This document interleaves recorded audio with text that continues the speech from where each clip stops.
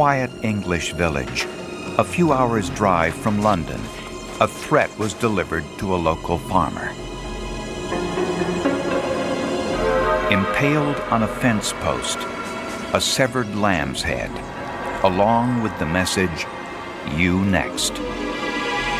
The note said little about its author, but between the lines, it said plenty. Nestled among the lush rolling hills of England's West Country is the tiny village of Horton, a cluster of houses lining one main street. A farming community where life is simple, quiet, and peaceful. But in the spring of 1984, the peace and quiet was shattered following a series of bizarre events that took place here at Widden Hill Farm. 44-year-old Graham Backhouse and his wife Margaret lived at the farm with their 2 children. Backhouse had inherited the farm from his father, but by all accounts, Backhouse, a former hairdresser, was not having financial success as a farmer. He had to take over the farm. He had no option in the business. There was pretty obvious that he was a kind of reluctant, grudging farmer. But it was well known that the farm was not making money.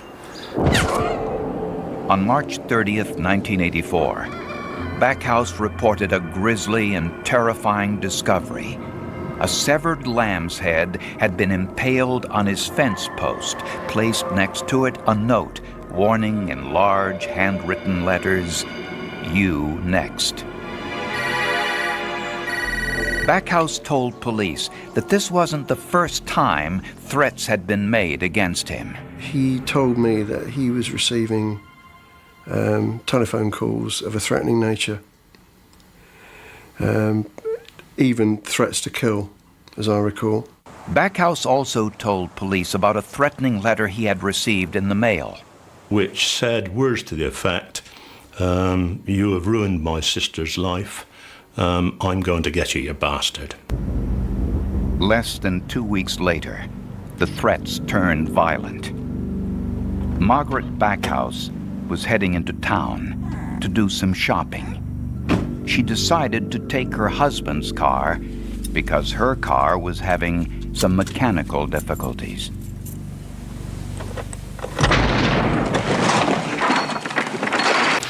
Graham was in the barn and never heard the explosion or Margaret's screams for help over the music from his radio. The bomb was unsophisticated but extremely powerful. It had been planted directly under the driver's seat. Strictly speaking, it wasn't a bomb. It was a shortened version of a shotgun.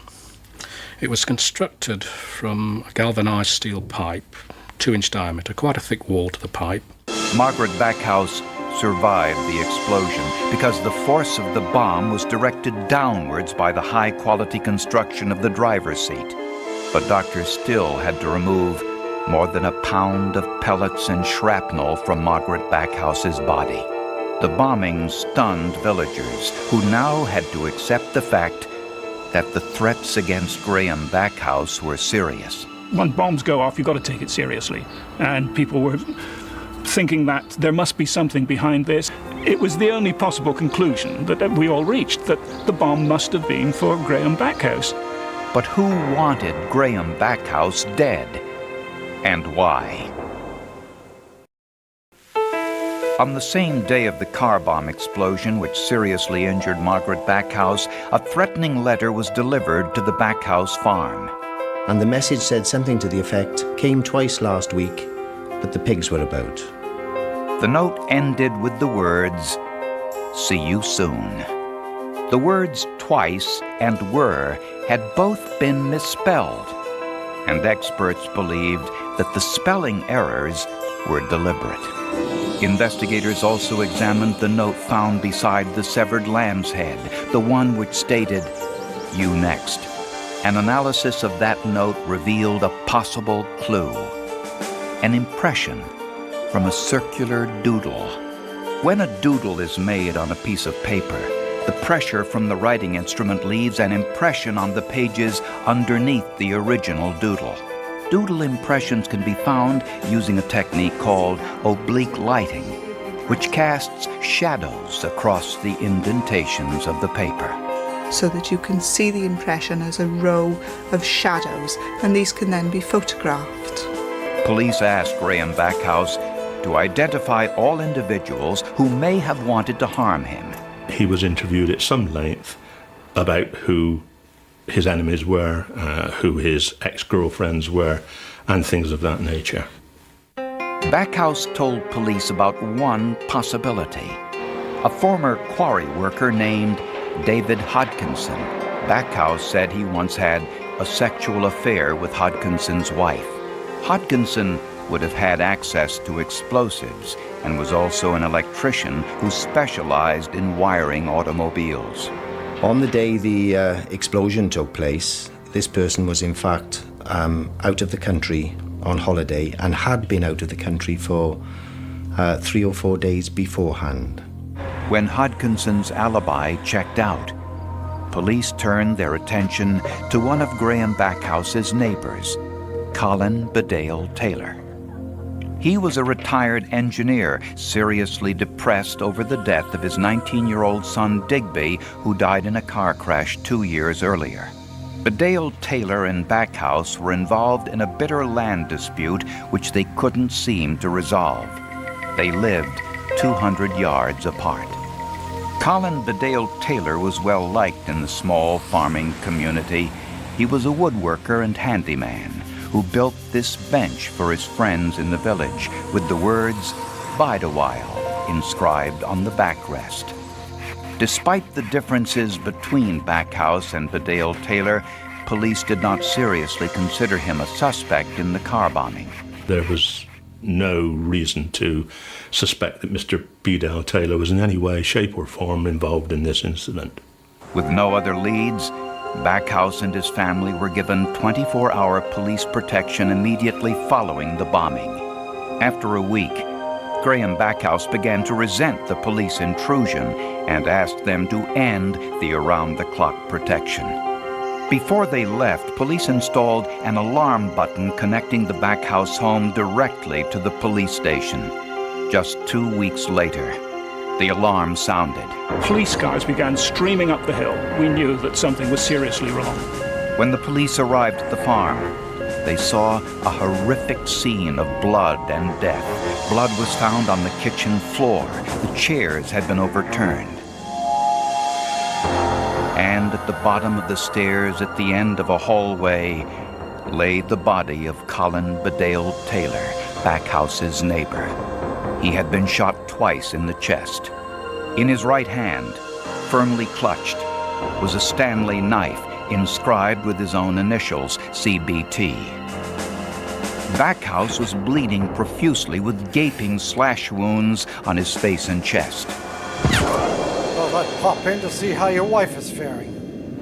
She's doing very well, thank He you. told police that Bedale Taylor it's stopped God's by justice. to ask how his wife was doing in the hospital following the car bombing. Justice? Without warning, Colin flew into a rage and attacked Backhouse with a Stanley knife. Me that set the bomb in your car. You should have been the victim, not her! He said he was doing God's work, blamed Backhouse for the death of his son, and admitted planting the car bomb. Backhouse ran to the hallway, grabbed his shotgun, and shot Bedale Taylor in self-defense.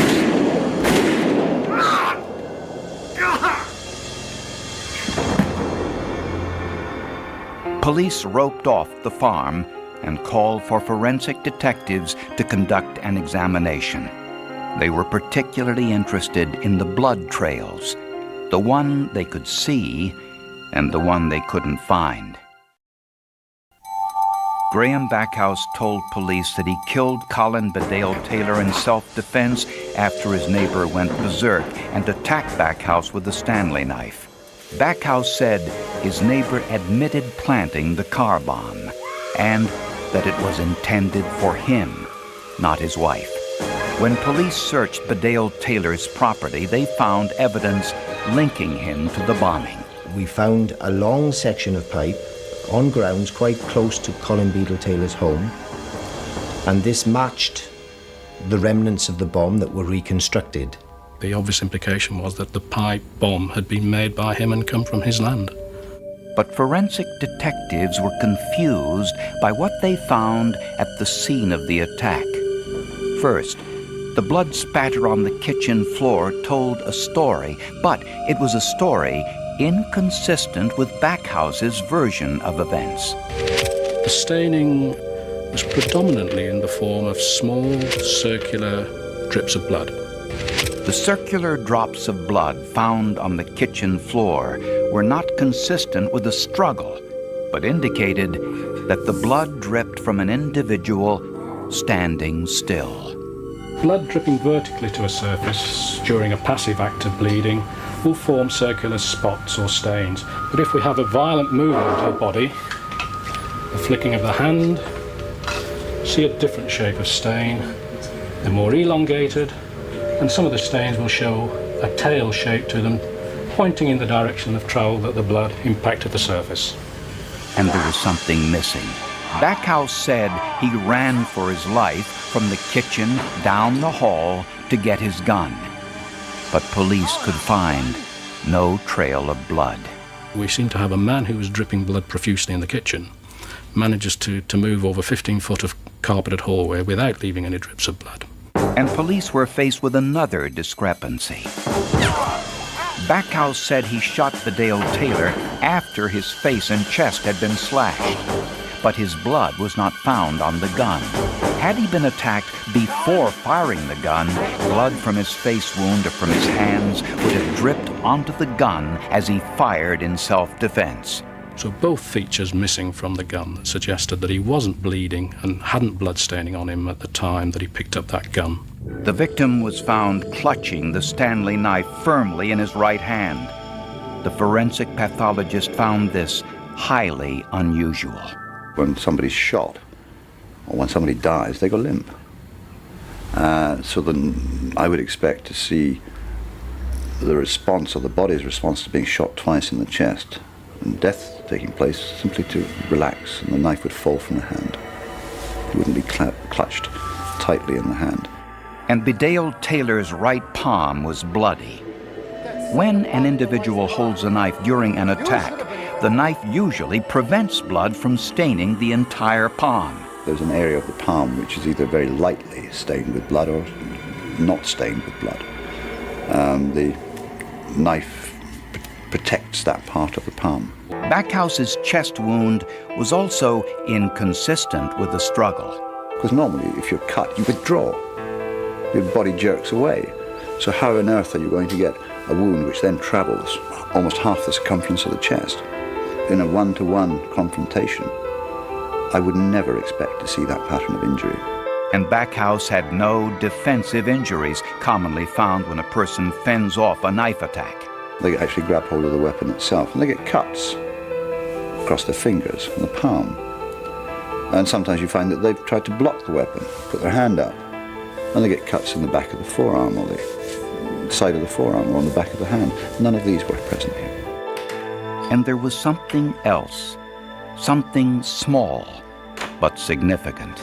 When police searched Backhouse's study, they found a notepad. On one of the pages was a circular doodle. The ink doodle found on Backhouse's notepad was identical to the impression found on the You Next note. It was a whole series of circles, quite a complicated thing. The impressions were quite deep so that you had a good photograph and you were able to get a good alignment, and you could see clearly that it came from this doodle. It was exactly the same. There was no doubt whatsoever about it. This is the doodle that we're talking about here. You can see just various scribble. When we turn the page, I think you can still see the impression. This note is now very old and has been well handled, so it's not terribly clear now, but it is still there. You can just see it there. Still see the impression just there. Proof that the You Next note was written on Graham Backhouse's own notepad. We now had a document in the form of the You Next note that we could positively link with Widdenhill Farm. Police believed they could now piece together the bizarre events which led to the cold-blooded murder of Colin Bedale Taylor. After 2 straight years of crop failures, Graham Backhouse was £50,000 in debt to a local bank and was in desperate need of funds. Backhouse devised an elaborate scheme to get out of debt once and for all. His plan was to kill his wife and collect on her life insurance policies, which he had recently doubled to £100,000. But he wanted the murder to appear as if Margaret had been killed by someone out to kill him. So Backhouse fabricated the story about the threatening phone calls and letters. Backhouse himself wrote the "You Next" note and impaled the severed lamb's head on his fence post, establishing the ruse that someone was out to get him. With the stage now set, Backhouse turned his attention to the murder of his wife. He planted a pipe bomb under the driver's seat of his own car.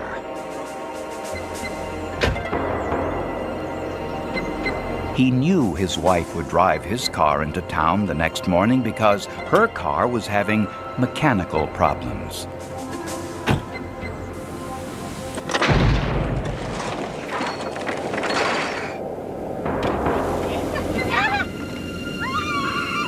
But Backhouse never expected his wife to survive the explosion. Desperate and fearing the police would consider him a suspect, Backhouse panicked and decided to set up a scapegoat, someone to divert the police inquiry from himself. The logical choice was his neighbor, Colin Bedale Taylor. I'm fine. Thanks for coming about the furniture. Villagers knew that the two were involved in a land dispute. When Bedale Taylor accepted Graham's invitation to discuss a piece of furniture, he had no way of knowing he had walked into a death trap. Going?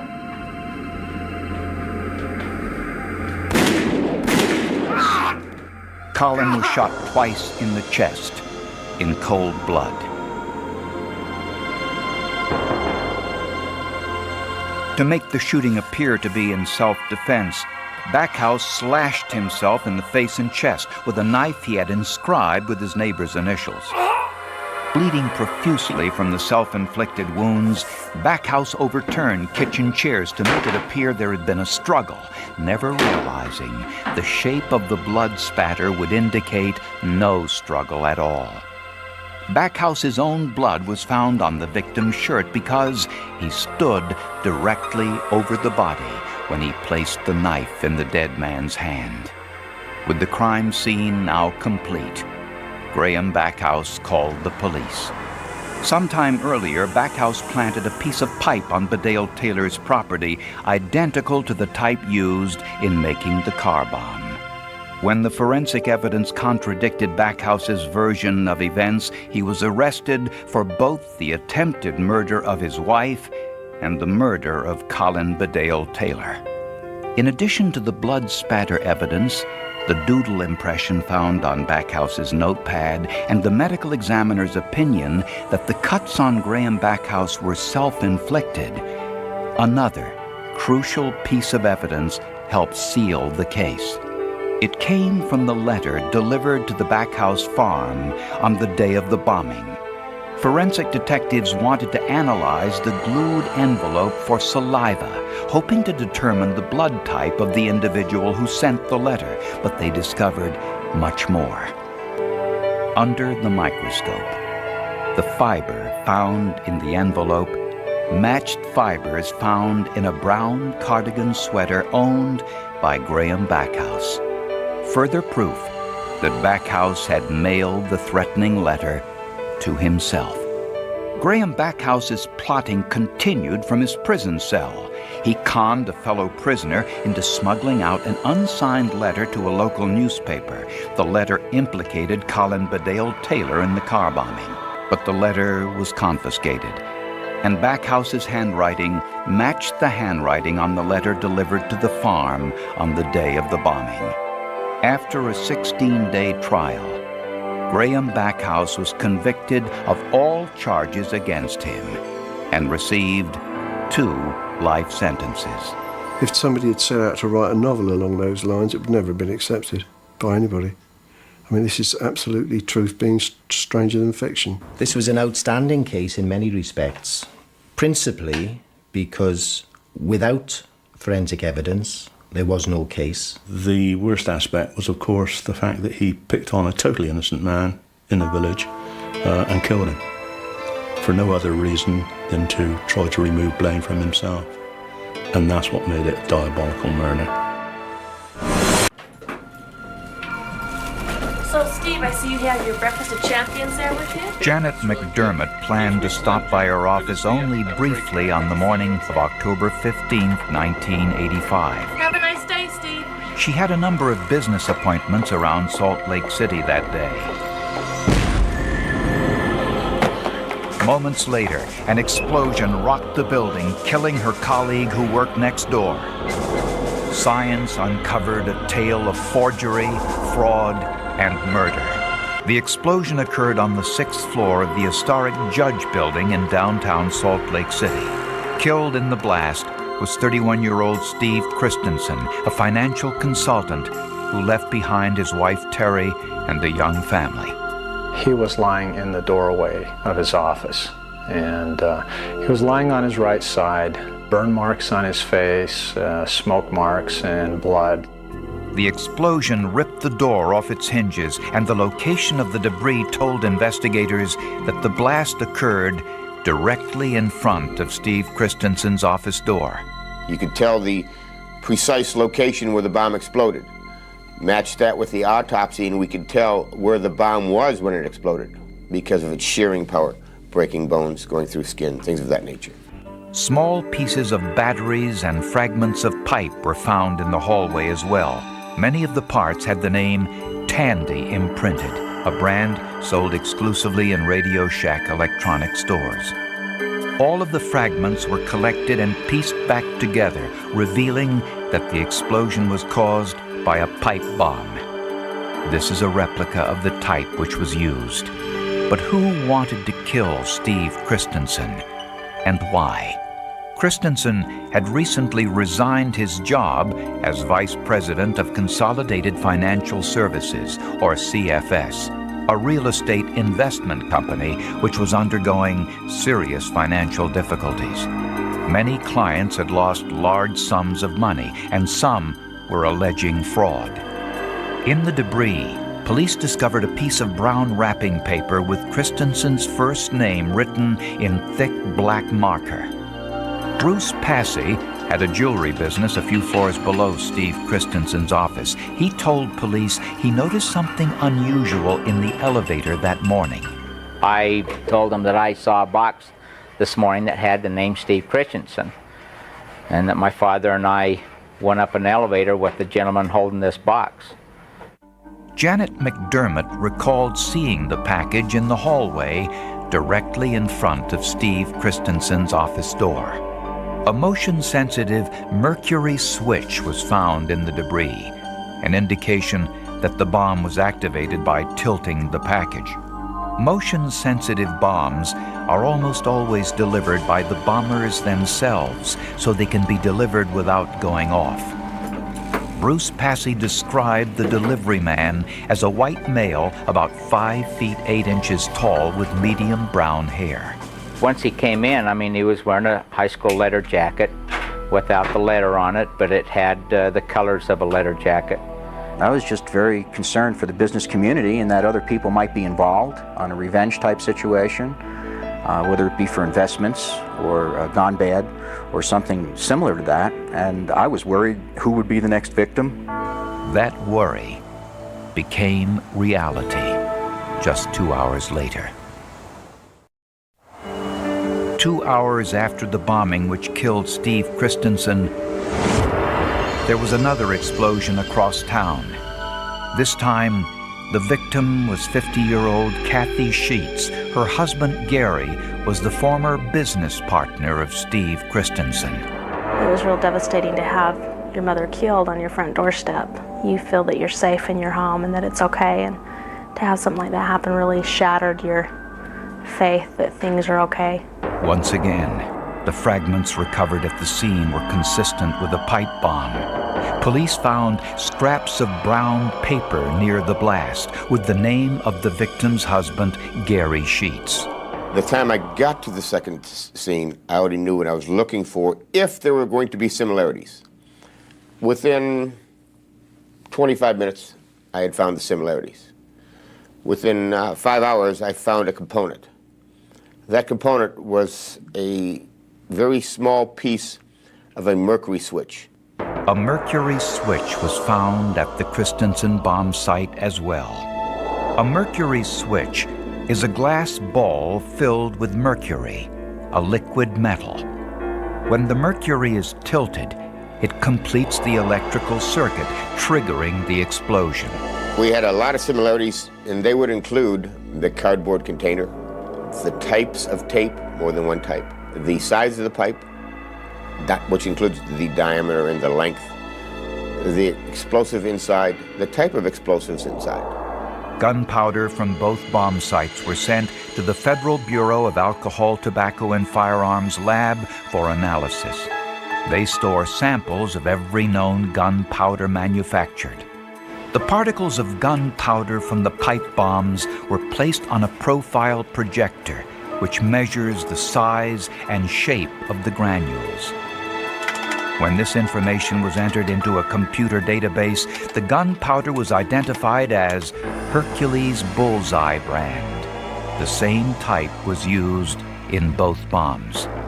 Since Radio Shack batteries and electrical components were found at both bomb sites, detectives checked all of the Radio Shack stores in the Salt Lake City area.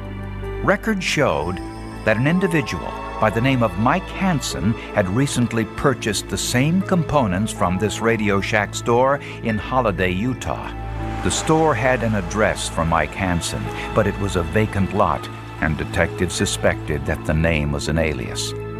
The only individual who reported seeing anything suspicious at the Sheets' home was a 13-year-old neighbor, Aaron Teplick. He told police he saw a tan Toyota minivan turn into the Sheets' driveway around midnight, the night before the bombing. He said the van drove out of the Sheets' driveway a few minutes later, but the boy could offer no description of the driver. I think we have a serial bomber out there. What was entering into my mind was, how soon are we going to have another bombing? It was a very short wait. While investigators were sifting through the rubble of the bombings which killed Steve Christensen and Kathy Sheets, there was a third explosion the very next day. This time, it happened in a parked car in downtown Salt Lake City. The victim was 30-year-old Mark Hoffman, a rare documents dealer. Unlike the other two victims, Hoffman survived the blast. Hoffman's injuries were severe. The explosion blew off the tips of 2 fingers. A portion of his right kneecap was missing, and a piece of metal was embedded in his knee. Mark Hoffman said that he pulled open the door and the package fell from the seat of the car onto the floorboard of the car, at which time it exploded and he was injured. Mark Hoffman had no connection with the CFS Corporation. He was a well-known and respected rare documents dealer who specialized in early Mormon currency and documents. But Mark Hoffman and Steve Christensen knew one another. Christensen was a collector of rare books and documents and had purchased some items from Hoffman over the years.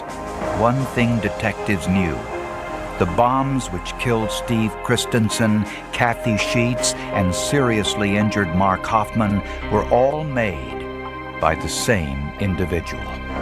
They also knew that evidence inside Mark Hoffman's car was inconsistent with what he told police. Hoffman said someone placed a package on the seat of his car, and when he opened the car door, the package fell onto the floor and exploded. But when a pipe bomb explodes, the end caps blow out in a straight line. One of the end caps blew a hole through the side door on the passenger side. The other end cap was found in Mark Hoffman's knee. This important detail told investigators that the bomb did not explode on the floor of the car, as Hoffman indicated. Didn't line up with the exploding bomb. And we can't change that because of the holes in the vehicle. That's a true. It's now taking the injured pieces of the individual, putting them so they come in contact with the bomb. The injury to Hoffman's knee indicated that his right knee was on the driver's seat at the time of the explosion. And the injuries to Hoffman's fingers indicated that he had been touching the bomb when it exploded. So now we have an injured hand, an injured leg, and I know the attitude the pipe bomb was in. I also know that he has uninjured body parts. The other leg is in very good shape. There's not even any burn damage. So I have part of him outside the car, part of him inside the car. The evidence revealed that the bomb exploded over the center console, in between the two front seats, and not on the floor of the vehicle, as Hoffman indicated. When police searched Mark Hoffman's home, they found a high school letter jacket with the letter missing, similar to the one Bruce Passy saw on the delivery man in the elevator on the morning of Steve Christensen's murder. Even more alarming, police discovered that Hoffman owned a tan-colored Toyota minivan similar to the one the teenage boy saw driving into the Sheets driveway the night before the bombing. Inside Hoffman's van, police discovered a single flake of gunpowder. Tests revealed that it was Hercules bullseye gunpowder, the same type used in making the pipe bombs. We had no idea why Mark Hoffman, if he were the perpetrator, would kill a close associate and friend of his, Steve Christensen. And for all we knew, he didn't even know Kathleen Sheets. Hoffman told police that he was a victim and even took a lie detector test to prove his innocence. We've had him take a polygraph and he passed with flying colors. Not even close. He passed with a high number saying that he was not deceptive and that he did not do the bombings. Despite the polygraph results, investigators were suspicious of Mark Hoffman since the scientific evidence was inconsistent with his description of the bombing. On the day of Steve Christensen's murder, Mark Hoffman was scheduled to meet with Mormon church officials to discuss some early Mormon documents he was selling known as the McClellan Collection. Steve Christensen was active in the Mormon Church and was asked to attend that meeting in order to certify that the documents were authentic. As I was inquiring about who examined the documents, it was my feeling it had never been examined forensically. George Throckmorton was asked to do just that, to use scientific forensic methods to find out whether some of the world's leading experts had been fooled. Despite the fact that Mark Hoffman passed a lie detector test, bomb experts from the Federal Bureau of Alcohol, Tobacco, and Firearms were convinced that Mark Hoffman was inside his automobile, possibly arming the bomb when it accidentally exploded. The scientific evidence supported their theory, but missing was a motive. How you prove Mark Hoffman was a murderer is you first proved that he was a con man, that his whole life was based upon fraud. George Throckmorton is a forensic document examiner who was asked to examine the rare documents Mark Hoffman had sold over the years. He compared them to other rare documents the Mormon Church had in its vault from the same time period which Hoffman had nothing to do with. Under ultraviolet light, many of the documents Hoffman sold turned blue. This was not the case with the documents the Mormon Church obtained from other sources. Under a microscope, Throckmorton noticed that the ink on Hoffman's documents ran in one direction. In the other documents, the ink was absorbed by the paper uniformly, spreading in all directions. And Throckmorton discovered microscopic cracks in the ink on the documents Hoffman uncovered. Throckmorton calls it alligatoring. And there was none of this in any of the other documents. At this point, it made us say something's wrong, but we don't know what. Why are Hoffman's documents different than the other documents? When Mark Hoffman's home was searched following the bombings, police discovered a book which contained a recipe for iron gallatanic ink, an ink that was common in the 1800s. Throckmorton made a batch of that ink and wrote with it on some paper. He then applied an ammonia solution which is known to age paper. The test document displayed the same blue haze under ultraviolet light. And when it was hung to dry, the ink ran in one direction and exhibited the same alligatoring condition as the Hoffman documents. Finally, Throckmorton turned his attention to the Oath of a Freeman, believed to be the oldest printed document in the United States. It was a document Mark Hoffman said he purchased in a used bookstore and was valued at over $1 million. It had been authenticated by both the Library of Congress and the FBI. When Throckmorton looked at it closely, he found a curious anomaly. There was a tiny flaw in the letter M. That microscopic flaw was not caused by old age, was not caused by a printing problem. It was caused through the photographic process. Therefore, that document had to go through that photographic process. The flaw looked like emulsion on a photographic negative. This modern printing method did not exist in 1638 when the Oath of a Freeman was allegedly written. Therefore, it had to be counterfeit. Inside Hoffman's home, police discovered a receipt from a printing company in Utah. It was for a printing plate for the Oath of a Freeman document. The printing company thought the plate was used to print facsimiles. In fact, it was. Hoffman took the plate, added the old ink recipe and a piece of old paper to create the forgery, and offered it for sale as an original. On the receipt was the name Mike Hansen, but it included Mark Hoffman's telephone number. It was the same name used at the Radio Shack store to purchase the bomb components. Throckmorton's forensic document examination proved that Hoffman was a fraud and a forger. Prosecutors believed that Steve Christensen was on to Mark Hoffman and was about to expose him as a liar and possibly a fraud. Hoffman sensed this and decided to murder Steve Christensen with a pipe bomb.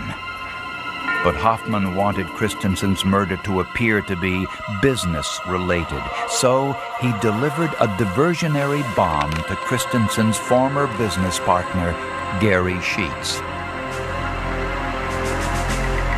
The boy living across the street saw a van similar to Hoffman's pull into the Sheets' driveway around midnight.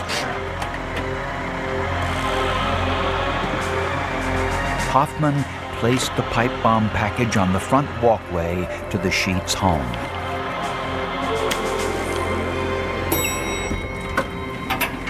The next morning, Hoffman delivered the primary bomb to Steve Christensen's office building. It was packed with more than 100 masonry nails, leaving no doubt that its intent was to kill, not injure. And I have to...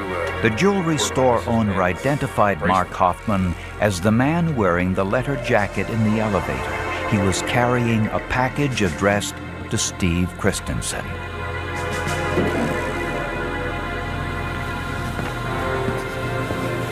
Hoffman left the package outside Christensen's office door. It was armed with a motion-sensitive mercury switch set to explode when tilted at a 45-degree angle.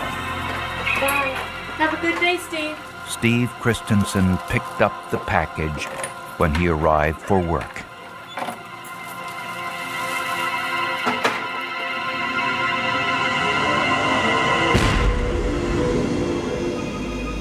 Two hours later, Kathy Sheets noticed the package left outside her home, addressed to her husband, Gary.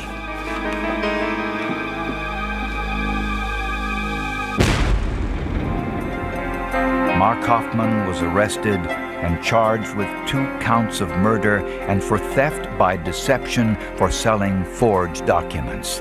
Hoffman pleaded guilty to second-degree murder and was convicted. A parole board recommended that he spend the rest of his life in prison. Ironically, many of Hoffman's forgeries are still on the market. Every single document that I looked at had been forged or manipulated in some way to make it valuable. And I looked at over 600 of his documents. Every single one of them was forged. He never found a single genuine document ever. And the deception turned a mild-mannered documents dealer into a killer. I think Mark is probably the most evil of people that I've worked with. Serial bombers, by and large, are much more evil. They don't want to just hurt you. They want to continue to hurt many people. And how common is it for a bomber to blow himself up when handling one of his own bombs? Not common enough. It begins with a sound that never makes the evening news. Not a scream, not a gunshot, just a quiet click of a porch light switching off in rural Tennessee, sometime after midnight, the moment when the world decides nothing important is happening anymore. That assumption is the first mistake, because on that night, in a town so small it barely registers on a state map, something slips out of alignment. A life veers off an expected path. And decades later, when an arrest finally comes, people will swear they always felt it. Something wrong, something unfinished, lingering in the air like humidity before a storm.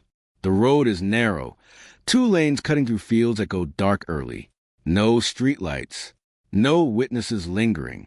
Houses spaced far enough apart that privacy feels guaranteed. This is where trust lives comfortably. This is where doors stay unlocked.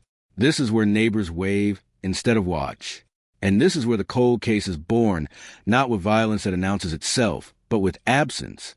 A missing person, a car that doesn't return, a routine broken just once, and then forever. By morning, the town wakes to rumors before it wakes to facts. Someone didn't show up for work. Someone didn't answer phone. Someone's truck is still parked where it shouldn't be. The details don't line up yet, but the feeling does. A low murmur spreads through diners and gas stations, through church steps and school parking lots. Something has happened. Nobody wants to say it out loud, because saying it gives it weight. Saying it makes it real. Law enforcement responds the way it always does at first, measured, cautious, procedural. They call it a welfare check. They knock on doors. They ask questions that sound routine, but land heavily. When was the last time you saw them? Did they mention plans? Did anything seem off? The answers are all the same. No, no, no. Everything was normal. And that word, normal, becomes the most unsettling clue of all. The house shows no signs of struggle. No broken glass. No blood. No forced entry. The kind of scene that investigators both hope for and dread. Hope for because it means there's time. Dread because it means there's nothing obvious to grab onto. The kind of case that slips easily into the cracks if you're not careful. The kind that demands patience, resources, and a willingness to believe that something terrible can happen quietly. Search parties form before noon.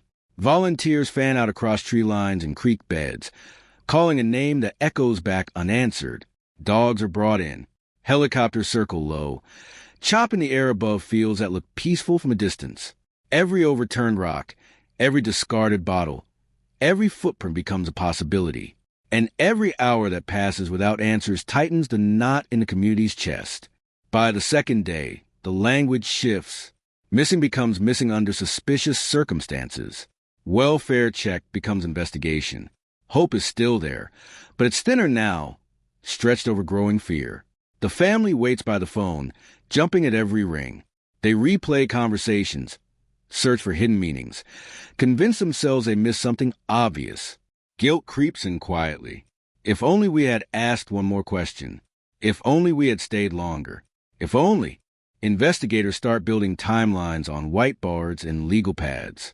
They draw lines that intersect and diverge, marking last sightings, last calls, last confirmed moments of normalcy. But the timeline refuses to behave. Gaps appear where there shouldn't be any. Time stretches in strange ways, compressing here, disappearing there. A witness remembers something days later. Another recants. Memory proves unreliable under pressure, and pressure is everywhere. Then come the tips. Some are earnest, some are wild, some are clearly driven by fear, others by boredom, others by old grudges waiting for an excuse to surface. A suspicious vehicle, a stranger at the bar, a sound heard late at night. Each tip demands attention, and each one drains time. The investigators follow them anyway, because the alternative, missing the right one, is unthinkable. The case starts to harden around a single, uncomfortable truth.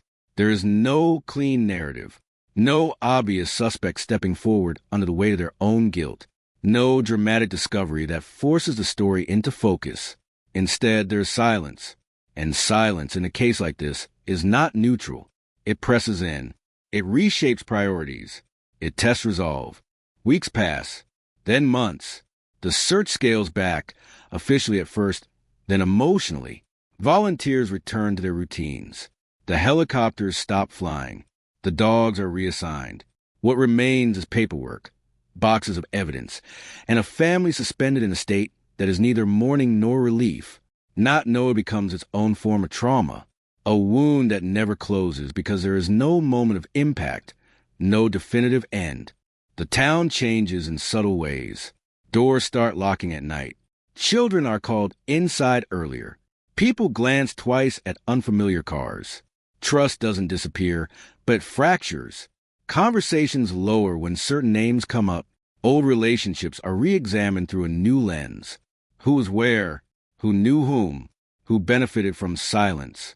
Inside the sheriff's office, the case file grows heavier. Photographs fade slightly with each copy. Cassette tapes sit labeled and untouched. Evidence bags are sealed with the confidence of people who believe answers are just around the corner. But corners keep appearing, one after another, leading nowhere. The case earns a new designation, one no investigator wants to sign, but eventually must. Cold. Cold does not mean forgotten. Not officially. It means waiting. Waiting for technology to catch up. Waiting for someone to talk. Waiting for a mistake. Waiting for time itself to loosen what fear and loyalty have kept tight.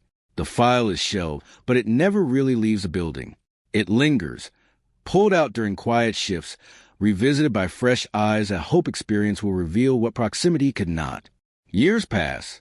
New cases arrive louder, messier, easier to find.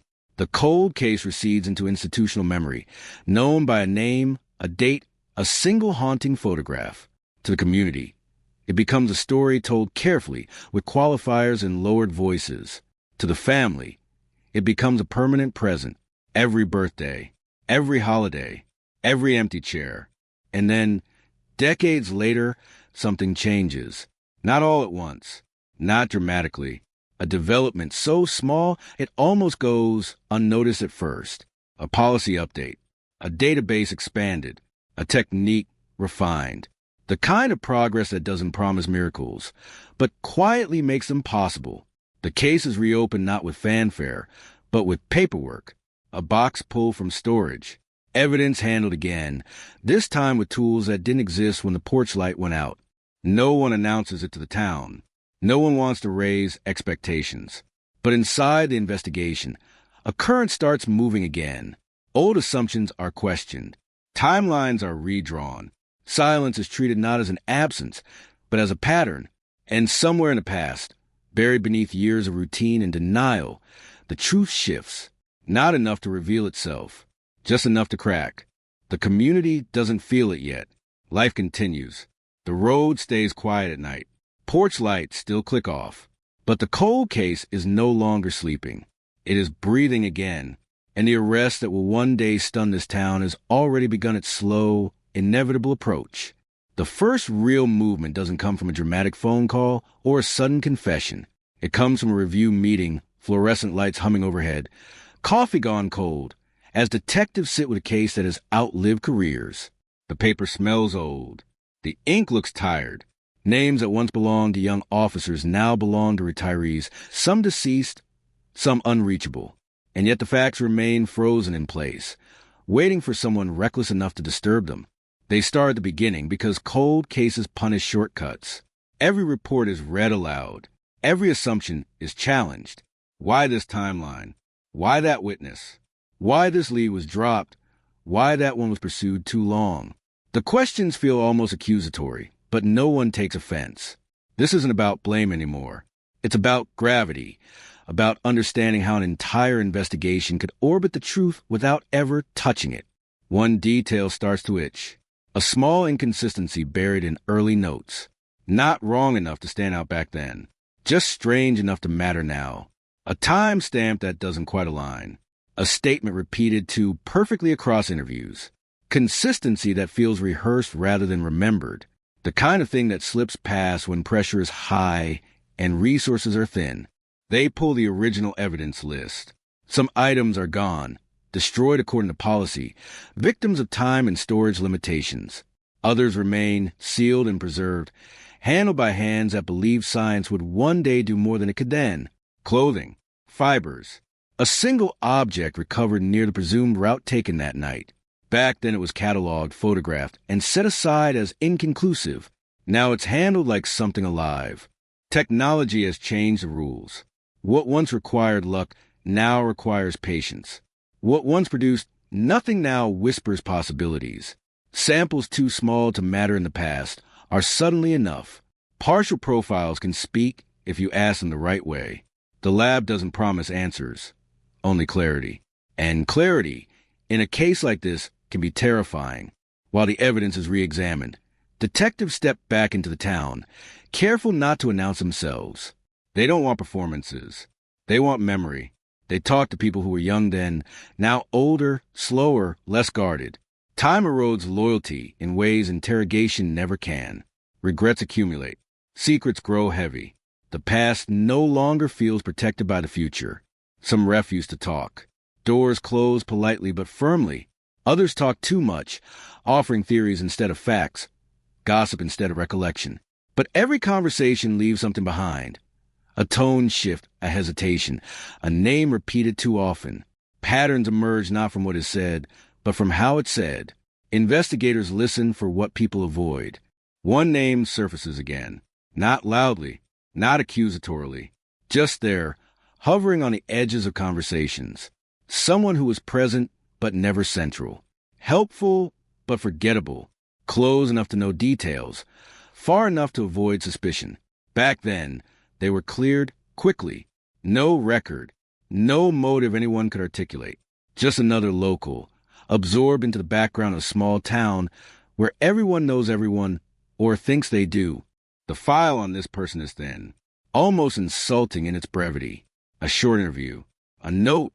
Cooperative. Another note. Nothing to pursue. It reads like relief. Like someone was glad not to look closer. That doesn't mean it was wrong at the time. It means it was human.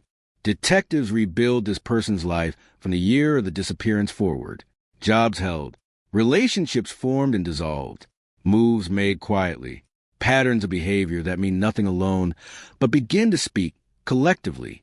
There's no smoking gun, no obvious violence, no criminal history that screams danger. Just a life that seems slightly off rhythm, as if always adjusting to something unseen. Then the lab calls. It's not definitive. Not yet, but it's enough to change posture in the room. A partial match. A genetic marker that aligns with something recovered decades ago. Not enough to accuse. Enough to justify attention. Enough to turn a name into a subject. The town doesn't know any of this yet. It continues to live in the space between memory and forgetting. But inside the investigation, the air changes. Conversations sharpen. Emails multiply. Every action now carries weight. They are no longer asking if the case can be solved. They are asking how far the truth will reach when it finally surfaces. Surveillance begins quietly, not the dramatic kind, just observation, routine checks, public records, digital footprints that didn't exist in 1979. People reveal themselves differently online. They curate their lives, their values, their grievances. Sometimes what they hide is louder than what they share. Interviews are scheduled under neutral pretenses. A follow-up, A routine update. No accusations. Just questions asked with the calm of people who have waited decades. The subject appears cooperative, just as before, polite, measured, familiar with the rhythms of authority. Too familiar, maybe. Answers come quickly. Too quickly. Dates recall with unnatural precision. Emotions described without texture. There is no anger, no fear, no confusion. Only smooth narratives that glide past scrutiny if you let them. Detectives don't let them. They ask the same questions in different ways. They circle back. They pause. Silence does its work. A flicker crosses a subject's face when a specific detail is mentioned. Something that shouldn't matter. A route, a time, an object never released to the public. The moment passes, but it's seen, noted, filed away. After the interview, the room feels smaller, the kind of small that comes from proximity to something volatile. Detectives don't celebrate. They don't speculate out loud. They know better. Cold cases don't resolve in a straight line. They twist. They retaliate. They expose more than you intend. The lab results advance slowly, methodically. Each update narrows the field, reduces uncertainty. The partial match strengthens. Statistical probabilities climb. What was once unlikely becomes plausible. What was plausible becomes probable. The language shifts from maybe to consistent with, and consistent with in this context is seismic. Legal teams get involved early. Warrants require justification that can withstand scrutiny. Decades-old cases invite doubt by default. Memories fade. Evidence ages. Defense attorneys will argue contamination, coincidence, confirmation bias. Investigators anticipate every move. They overprepare. They assume nothing. Another interview is scheduled. This one is different, more formal, recorded with intention. The subject arrives calm but alert, sensing the shift even if they can't articulate it. Questions land heavier now. Timelines tighten. Contradictions are placed gently on the table, not as traps, but as facts. The subject adjusts, revises, explains. It's subtle, but the story evolves. Not dramatically enough to alarm someone unfamiliar with the case. Enough to matter to those who know every previous version by heart. Truth doesn't usually break. It erodes. Outside, the town remains unaware. Kids play in yards. Churches prepare for Sunday. Life continues unbothered by the fact that a reckoning is inching closer. The arrest that will leave the community stunned is not yet visible, but its shadow is forming, stretching backward through time, toward a night when a porch light clicked off and silence took over. And silence, after all these years, is finally being asked to speak. Night has a way of returning when you talk about it long enough. The detectives feel it as they leave the station.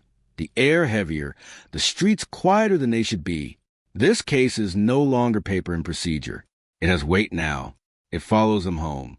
It waits in the dark between thoughts. 35 years ago, a different night swallowed the town whole, and for the first time since then, something is pushing back. They go back to the map, not the clean digital version, but the original hand-marked, coffee-stained diagram that once sat on a corkboard and gathered dust. Routes traced in pen, circles drawn, erased, redrawn, the presumed path, the alternative path, the place where the search dogs lost a scent. At the time, it was treated as failure. Now it looks deliberate, a choice, not a mistake. They overlay the old map with new data. Cell towers didn't exist then, but geography didn't change. Roads curve the same way. Tree lines still shield certain angles. The distance between 2 points remains unforgivingly exact. One route is shorter, faster, riskier. The other is longer but hidden, shielded from sight by elevation and shadow. Someone familiar with the area would know this. Someone patient. Someone not in a hurry because they didn't think they had to be. Attention turns to vehicles. Back then, descriptions were vague. A car seen idling. Another reported speeding. Colors that shift depending on who remembers them. But one report stands out, not because it's dramatic, but because it's precise. A neighbor wrote down a license plate number. Incomplete. 3 characters. Considered useless at the time. Filed and forgotten. Now it's gold. Databases do what memory couldn't. Patterns emerge. registrations narrowed, owners cross-referenced. One vehicle remains possible, not proven, possible, registered within a mile of where the scent vanished, owned by someone whose name has already begun to feel heavier in the room. Investigators don't rush. Rushing is how this case died the first time. They build quietly. They confirm alibis not with testimony, but with documentation. Pay stubs, school records, utility bills, ordinary artifacts of ordinary lives. Lies hide in the mundane, not the dramatic. A former co-worker is located, older now, less guarded. Time has taken the edge off loyalty. They remember a conversation from years ago, one that felt strange even then, a joke made in poor taste, a comment about being around more than people think. At the time, it was brushed off. Now it lands differently. Context is everything. Another witness comes forward after hearing rumors of the case being reopened. They were young then, afraid, unsure what mattered. They remember seeing someone near the edge of the property that night, someone they recognized but didn't want to involve. The fear wasn't the person, not exactly. It was of being wrong, of causing trouble. Silence felt safer. That silence lasted decades. Investigators document everything. They don't push witnesses to say more than they know. They let memory do what pressure never could. Details surface slowly. A jacket, a posture, a habit of standing just out of direct light. Each piece alone is fragile. Together, they form a silhouette. The lab calls again. This time the tone is different. Controlled, careful, the kind of voice used when words have consequences. The DNA profile has been expanded. Familial connections identified. A relative, then another. A family tree built backward, branch by branch, until it narrows. The math is merciless. Probability climbs into territory that doesn't allow coincidence. The name at the center of the tree is no longer just a subject. It's a focal point. Legal teams convene again. Discussions are quieter now, more deliberate. This isn't about if a warrant can be issued. It's about when and how airtight it needs to be. An arrest made too early risks collapse. An arrest made too late risks something worse. Escape, destruction of evidence, or a confession rehearsed enough to sound believable. Surveillance tightens. Patterns are observed. Daily routines mapped. The subject's life is unremarkable on the surface. Work, home, occasional social visits. No outward signs of panic. No visible cracks. That's often the most dangerous moment, when someone believes they've outrun the past. Detectives revisit the original crime scene, now altered by time. New buildings, different owners. But the land remembers. Soil layers are tested. Ground-penetrating radar sweeps areas once dismissed as irrelevant. Technology hums where search dogs once circled in confusion. Nothing is found, and yet the absence feels intentional. Like something was meant to be found there, but wasn't. A removal, a relocation, a decision made under pressure. They expand the search radius. Old wells, abandoned sheds, properties linked through quiet transactions. One location stands out, not because of evidence, but because of timing. Purchased shortly after crime, sold years later at a loss. Never developed, just held, as if ownership itself mattered more than use. A warrant is approved. The search is methodical. No media, no sirens, just measured steps in careful hands.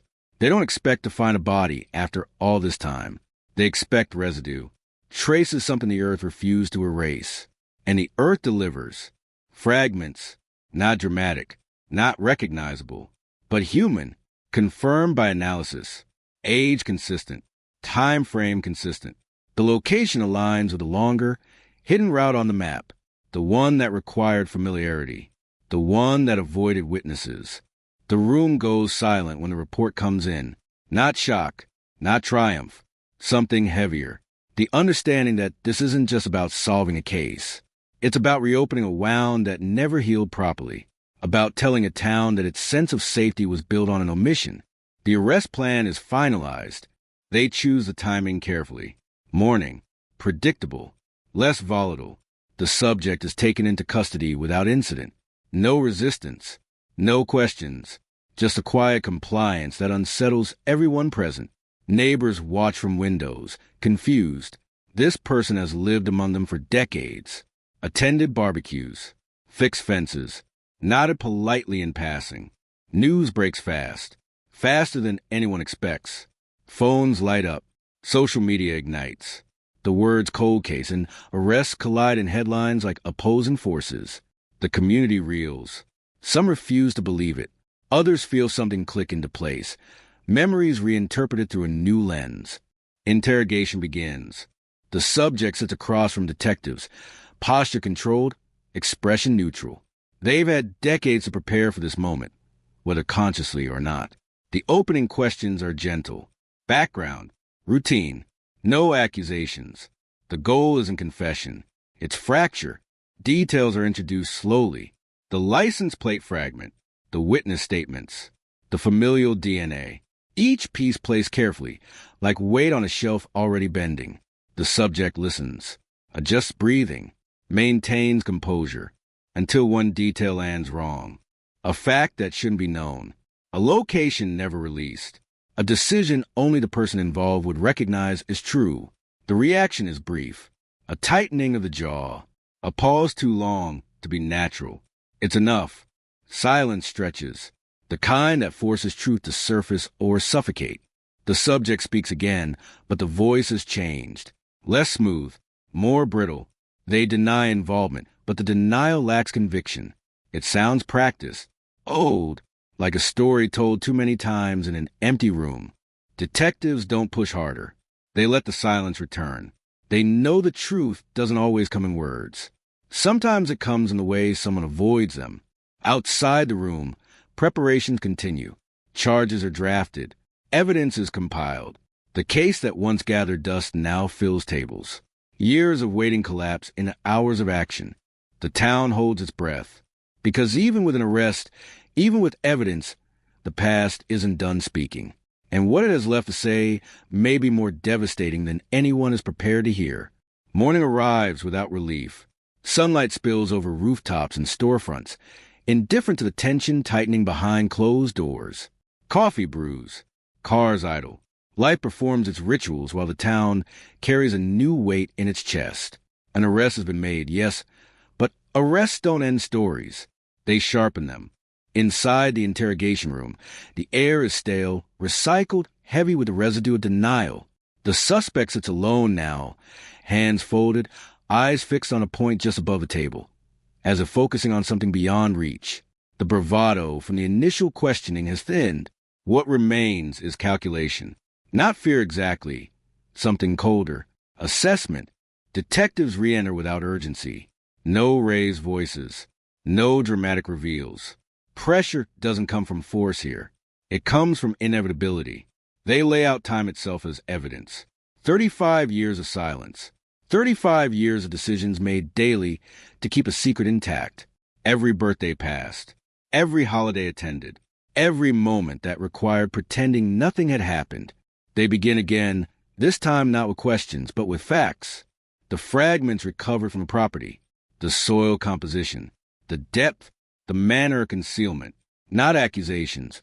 Observations. Each one slices a little closer to the truth. The suspect listens, nodding occasionally, as if acknowledging a lecture rather than a reckoning. But the rhythm of breathing shifts. A foot taps once, then stills. Outside, analysts pore over old case files with renewed clarity. What once looked like chaos now reveals structure. Missed appointments. Sudden relocations. A job change that aligned too neatly with the timeline. These weren't coincidences. They were corrections. Adjustments made by someone who believed they were smarter than circumstance. Witnesses are recontacted. Some are eager now, energized by the idea that the truth might finally surface. Others are reluctant, ashamed of how little they said when it mattered most. Memory is fragile, but guilt preserves detail.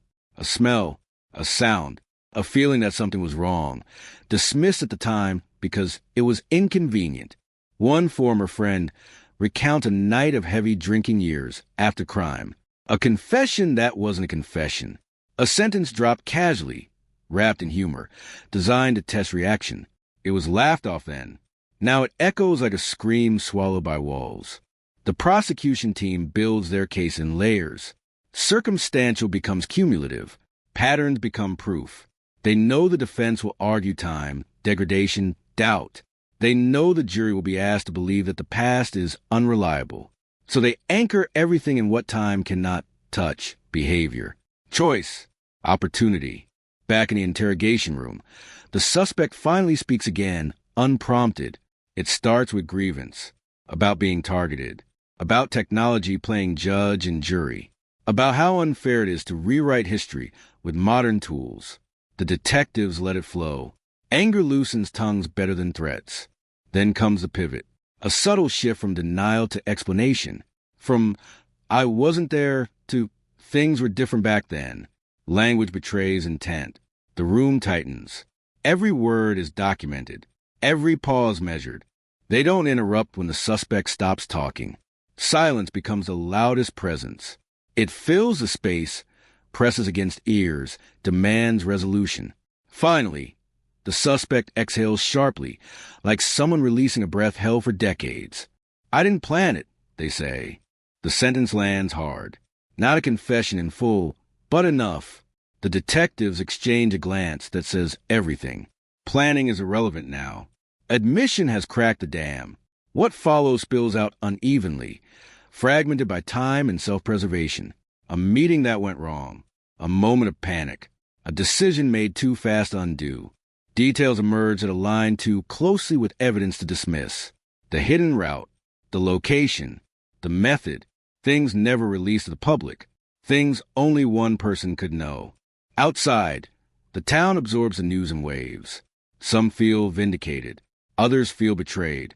The suspect had been a neighbor, a colleague, a familiar face in familiar places.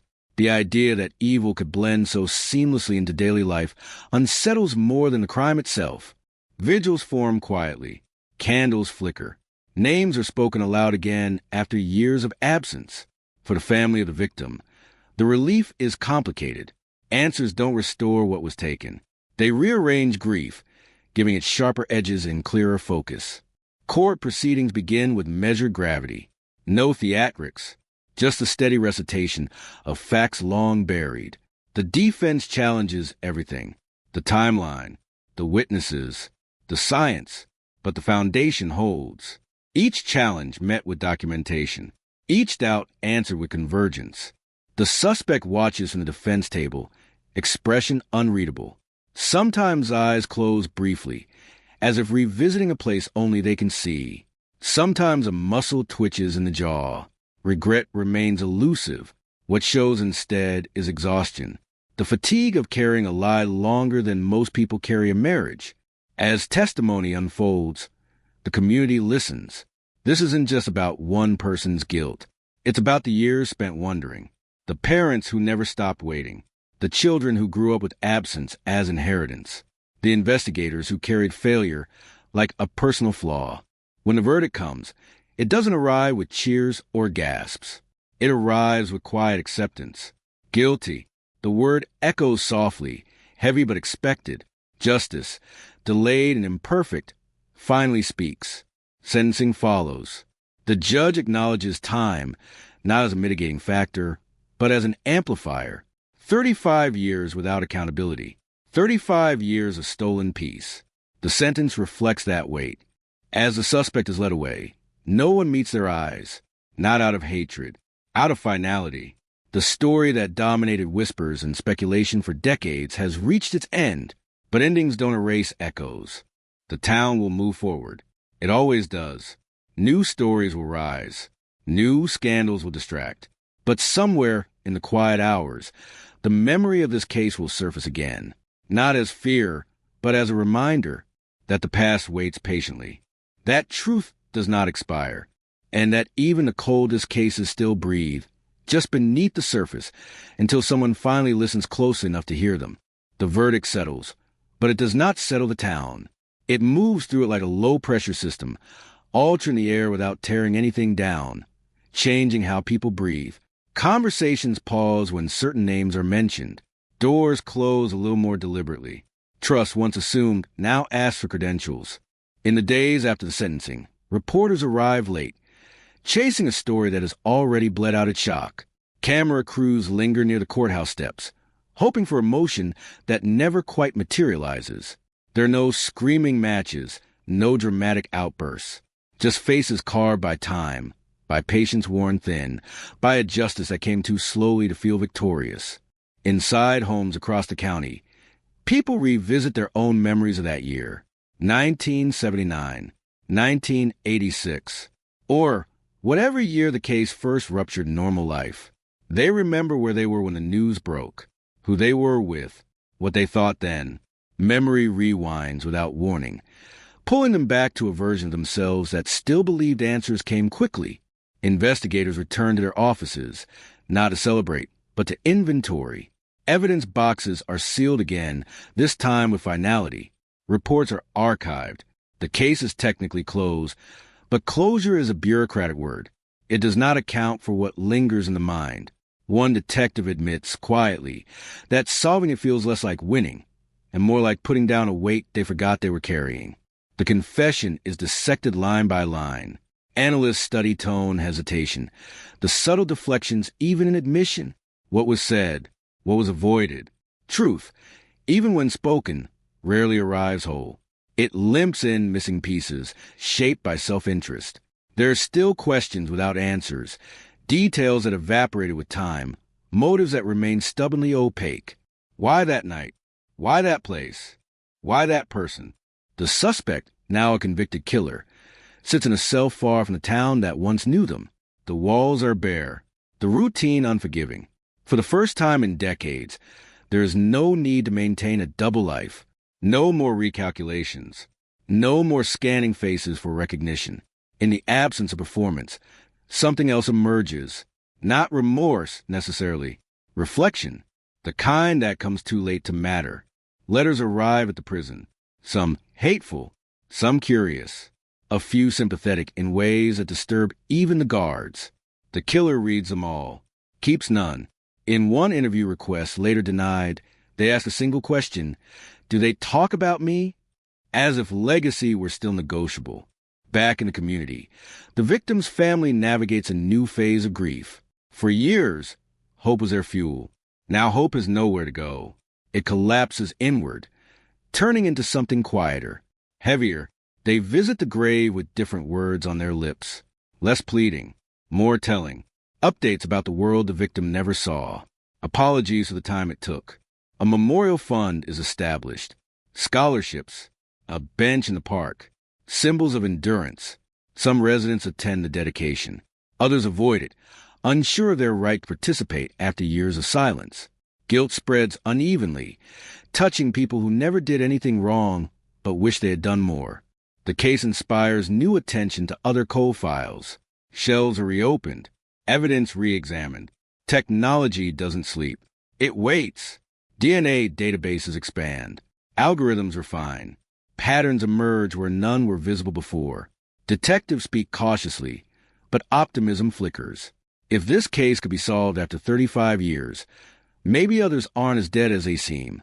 Still, skepticism remains. Not every mystery ends with handcuffs. Some dissolve into probability, leaving behind only theories and footnotes. This case was an exception, a convergence of persistence, science, and luck. No one pretends otherwise. At night, the town feels different. Quieter, but not calmer. Streetlights cast longer shadows. The familiar looks unfamiliar when examined too closely. Parents watch their children with an intensity born from memory, not paranoia. They know now that danger doesn't always announce itself. Sometimes it waves from across the yard. In interviews, officials emphasize resilience, community strength, the importance of never giving up. It's a language of aftermath, polished and reassuring. But beneath it lies a more uncomfortable truth. The system did not save the victim. Time did not heal the wound. What solved the case was refusal, a refusal to forget, a refusal to accept absence as an ending. The killer's name begins to fade from headlines. That, too, is a kind of justice. Infamy starves without attention. What remains is the victim's story, retold with clarity instead of speculation.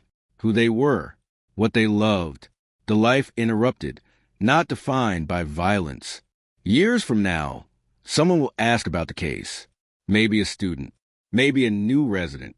The answer will be measured, careful. A summary that cannot capture the weight of waiting, the slow grind of uncertainty. They will hear that it was solved, that there was an arrest, that technology played a role. They will nod, satisfied, and move on. But those who lived it will know better. They will remember the unanswered phone calls, the rumors that poisoned friendships, the way every knock on the door felt like it could change everything. And in that memory, the case never truly ends. It becomes a cautionary tale etched into local consciousness, a reminder that truth is not always loud, that justice is not always swift, and that sometimes the most dangerous thing a seeker can do is survive long enough to feel normal. The town exhales, but it does not forget. It listens now, closer than before. The aftermath stretches longer than anyone expects, not in headlines but in habits. People drive different routes home without realizing why. They lock doors that were once left open. A town that spent decades living beside an unanswered question now has to learn how to live without it.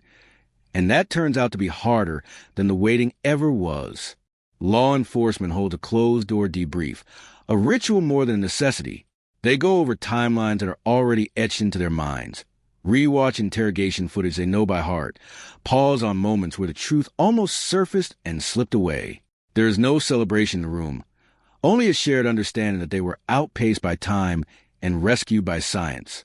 One investigator admits that if the technology had arrived 5 years later, the suspect might have died free. The room goes quiet at that. The evidence room smells like cardboard and dust. Boxes are stacked with finality that feels ceremonial. Inside them, objects that once screamed for attention now sit inert. Fibers, photographs, handwritten notes, cassette tapes labeled in fading ink. Each item once carried hope, suspicion, fear. Now they're artifacts. Proof that persistence can outlast memory. Outside, rumors don't die easily. Even with conviction, alternative theories continue to circulate in whispers. Someone insists there was an accomplice. Someone else claims a cover-up that never materialized. Conspiracy has a way of thriving where trust was broken long ago. Officials deny it all, calmly, repeatedly, knowing denial rarely satisfies curiosity. The suspect's past is pulled apart in public. Every year of their life retroactively stained. Old co-workers are interviewed, neighbors tracked down, classmates contacted. Most say the same thing. Quiet, normal, forgettable. It is the most unsettling description of all. Evil without spectacle, violence without warning signs. A former friend recalls a moment they never thought mattered, a joke that went too far, a stare held too long. At the time it felt insignificant. Now it feels prophetic. Memory rearranges itself to make room for guilt, even when guilt has nowhere to land.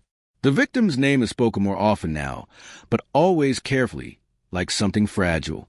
Their stories reclaimed from the margins, no longer defined by how they died, but by how they lived. Childhood photos resurface, school records, old letters, a life reconstructed from fragments, stitched together by people who refuse to let it be reduced to a case number. The family gives one final statement. No anger, no forgiveness, just facts. Gratitude for the investigators who never let go. Pain for the years stolen by silence. They say justice came, but it came late, and lateness has a cost no sentence can repay. In prison, the convicted killer adjusts to routine. Lights on, lights off, meals slid through slots. Days measured in counts and concrete. The notoriety fades quickly. New inmates arrive with fresher crimes, louder reputations. The past that once dominated their life is now a static presence, unchanging, inescapable. Psychologists debate the confession. Was it relief or calculation? Truth or strategy? Some argue the killer wanted to control the narrative one last time. Others believe the weight finally broke them.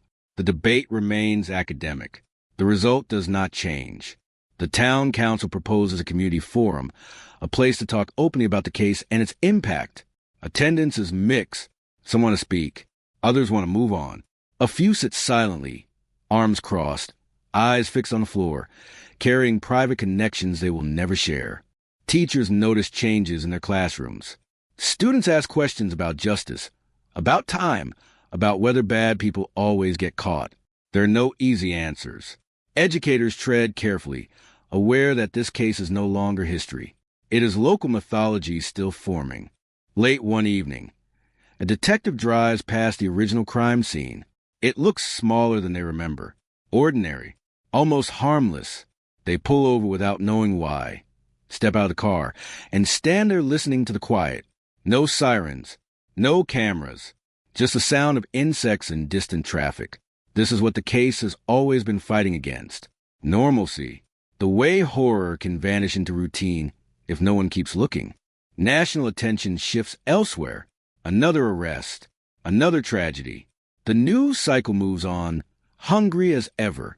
For the town, though, the case has altered the timeline permanently. There is before and there is after, and the line between them is sharp. Cold case units across the country take note. Training seminars reference the investigation. Protocols are updated. The lesson is clear. Preserve everything, even what seems useless, even what technology cannot yet read. Time changes tools. Evidence waits. Some nights, residents swear they dream differently now. Less anxiety, but more clarity. Dreams where questions are answered but not erased, where the past speaks plainly and then falls silent. Justice, it turns out, does not roar. It settles, slowly, unevenly, leaving behind a landscape forever altered by what it took so long to uncover. And beneath it all, a quiet understanding spreads, shared but rarely spoken aloud. The truth was always there. It just needed enough time, enough pressure, enough refusal to stay buried. Time doesn't snap back into place after an arrest. It drags. It stretches. It leaves behind gaps where certainty should live. Weeks pass, and the town begins to notice the quieter consequences, the subtle aftershocks that never make the news but shape everything that follows. Court dates are scheduled, postponed, rescheduled again. Legal language replaces police jargon. Warrants give way to motions. The case enters a new phase, slower, colder, governed by procedure instead of pursuit. Inside the courthouse, the air feels heavier than the jail ever did. Wooden benches polished by decades of restless hands. Fluorescent lights humming above heads bowed in anticipation. The suspect is brought in wearing neutral colors, no expression, no drama. Cameras click once, twice, then stop. There is nothing left to capture. The moment of spectacle has passed. What remains is process. Prosecutors lay out the narrative with precision, building a structure meant to withstand attack. They speak of timelines, of movements measured in minutes, of evidence that waited decades to speak. They do not raise their voices. They don't need to. The facts do the work now. Each sentence tightens the space around the defendant, shrinking the room until there is nowhere left to look but forward. The defense responds with doubt. They always do. They question memory. They question technology. They question the motivations behind confession that arrived so late it feels suspicious by default. They argue contamination, coincidence, the fallibility of systems built by humans. It's their job to pull at the seams, to see if anything unravels. In the gallery, the victim's family listens without reacting. They have trained themselves for this. Years of waiting taught them how to sit still, while others dissect the worst moment of their lives. Their faces don't change, but their hands betray them. Fingers interlaced too tightly, knuckles pale, breath measured. Outside, reporters fill the gaps with speculation. Analysts debate the strength of the case. Podcasts revisit old theories, sometimes responsibly, sometimes recklessly. The story takes on new layers, some useful, some dangerous. Misinformation creeps back in, try to reclaim ground it lost when the truth finally emerged. Law enforcement stays quiet. They've learned that silence is safer now. Every word can be twisted, every statement challenged. The investigation is over, but scrutiny isn't. They wait for the verdict like everyone else, aware that no outcome will feel complete. In the evidence vault, items are pulled one last time for trial. Gloves snap. Seals are checked and rechecked. Chain of custody logs are reviewed with near religious care. There is no room for error at this stage. One mistake could undo everything. An expert witness explains the science in plain terms. DNA once invisible is now undeniable. Patterns once meaningless now form signatures. The courtroom listens, some understanding, some pretending to. The takeaway is simple even if the method is complex. The past left fingerprints it couldn't erase. The defendant watches without visible reaction. No shaking, no tears, just stillness. Psychologists note it later, parsing body language like scripture. Is it resignation? Is it calculation? Or is it simply the absence of surprise after decades of knowing the truth would surface eventually? Jury selection begins, slow and methodical. Ordinary people asked to carry extraordinary weight. They swear impartiality, but the case has already lived in their mind for years. Everyone in the room knows it. Justice pretends to be blind, but memory has excellent vision. Back in the town, routines continue. Stores open. Schools run. Life insists on itself. But conversations shift. The case becomes a reference point, a marker of endurance. People talk about where they were when the arrest was announced, as if recalling a storm or an eclipse. At night, lights stay on longer in some houses. In others, windows are finally opened. Closure, it turns out, doesn't move in one direction. It spreads unevenly, finding cracks, settling where it can. The trial looms, a final confrontation between what happened and what could be proven. Everyone senses it. The air is charged not with fear this time, but with expectation. The truth has stepped into the open. Now it must survive the light. The trial begins without ceremony. No dramatic entrance. No swelling music. Just a scrape of chairs and the murmur of people settling into positions they never wanted. The judge's voice cuts through the room, steady and practiced, reminding everyone that this is not a story, not a spectacle, but reckoning governed by rules older than the building itself. The words hang there, heavy, almost ironic, because everyone knows this case has already lived as a story for decades, whispered, speculated, distorted, and now stripped bare. Opening statements arrive like opposing storms. The prosecution moves first, controlled, deliberate, laying out a chronology that feels less like a timeline and more like a tightening net. They speak of a night long ago, of choices made in shadows, of silence that stretched into years. They don't dramatize. They let the absence do the talking. A missing person, a broken routine, a life interrupted so completely it left a vacuum the town never filled. The defense follows, careful not to deny the pain, careful not to anger the room. They speak of reasonable doubt like a lifeline, of the danger of trusting new interpretations of old evidence, of the human desire for closure that can sometimes outrun certainty. They remind the jury that time erodes memory, that even science has limits, that an arrest is not a verdict. Their words are smooth, but they bounce off a room already leaning forward. Witnesses take the stand one by one, each adding a layer, each reopening wounds that never fully healed. A former detective, hair now gray, recounts the early days of the investigation, the confusion, the pressure, the leads that went nowhere. His voice cracks not when he talks about failure, but when he talks about persistence, about refusing to let a name fade from the board even when the world moved on. A forensic analyst follows, translating complexity into clarity. They explain how evidence once considered useless became decisive, how technology didn't change the facts, only revealed them. Screens light up with charts and images, sterile and unforgiving. The past rendered visible, measurable, undeniable. Jurors lean in despite themselves. The family testifies next, and the room changes. This is no longer about methods or margins of error. This is about birthdays missed, chairs left empty, the constant ache of not knowing whether to grieve or hope. Their words are simple, almost restrained, but the restraint makes them heavier. They are not asking for sympathy. They are stating what the crime stole and never returned. Cross-examination tries to reclaim control, to slow the emotional current. Questions are precise, almost clinical. Dates, distances, certainties. But even here, the truth resists fragmentation. Each attempt to isolate a detail only reinforces a larger picture, the accumulation of small facts pointing in the same direction. The defendant finally takes a stand, and the room stills in a way it hasn't before. This is the moment everyone anticipated, feared, rehearsed in their minds. The answers come measured, cautious. Denials wrapped in explanation. Admissions trimmed of intent.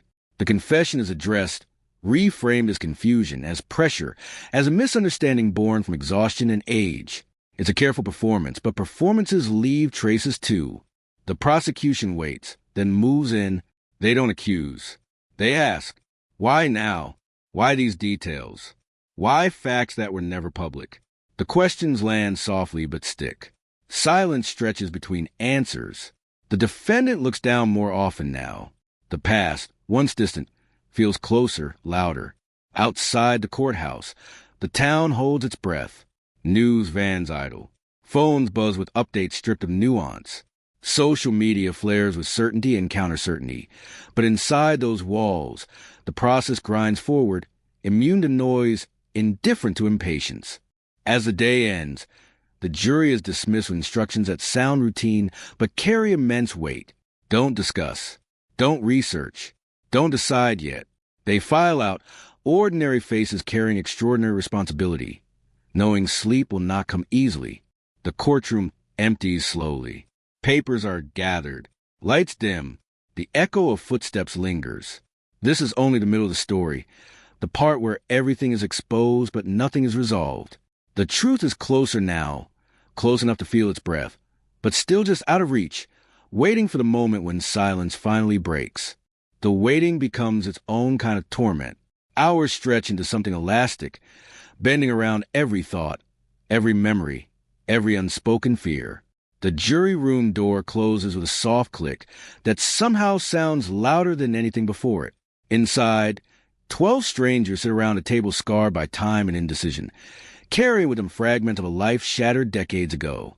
Outside, the courtroom breathes in shallow intervals, as if afraid to disturb whatever fragile balance now exists.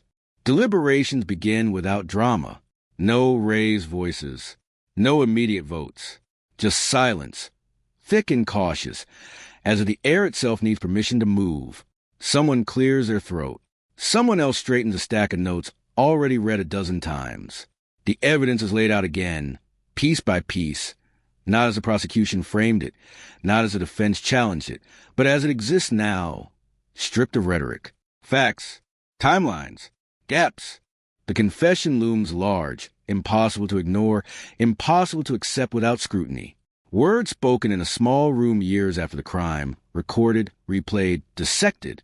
Some jurors hear truth in the pauses, in the way details surface unprompted.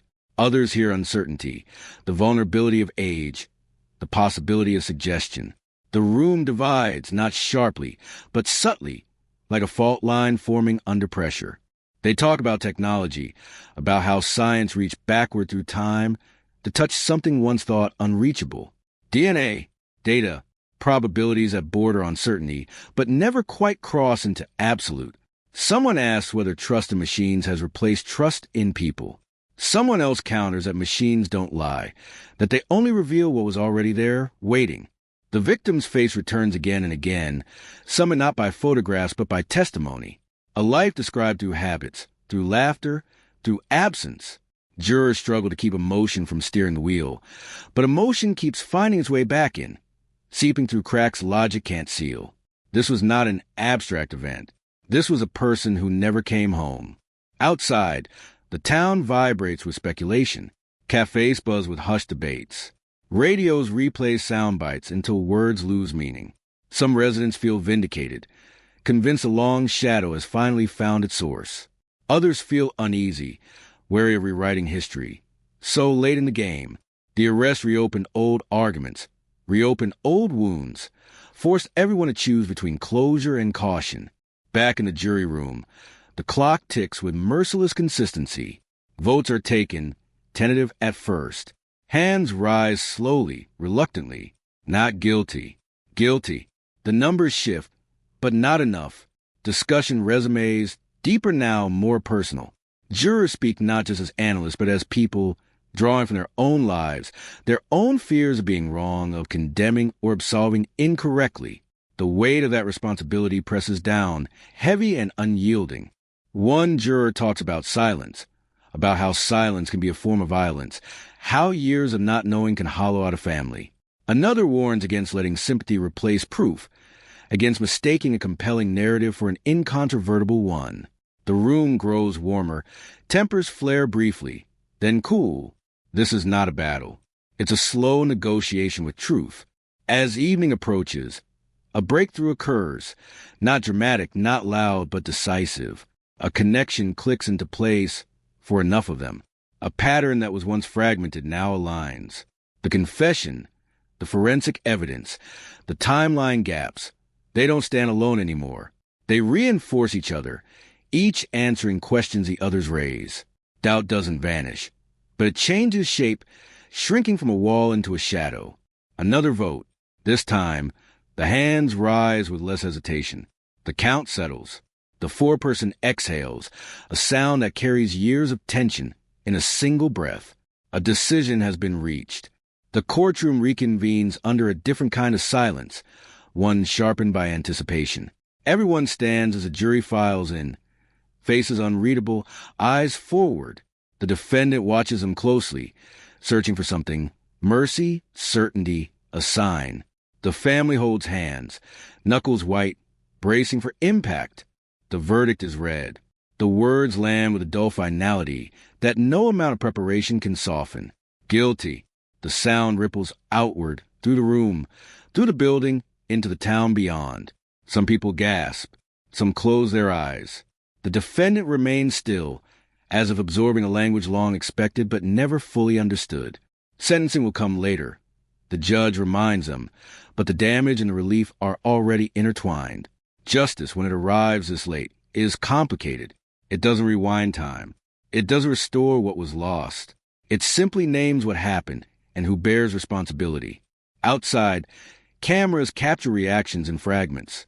A tearful statement, a clenched jaw, a simple nod.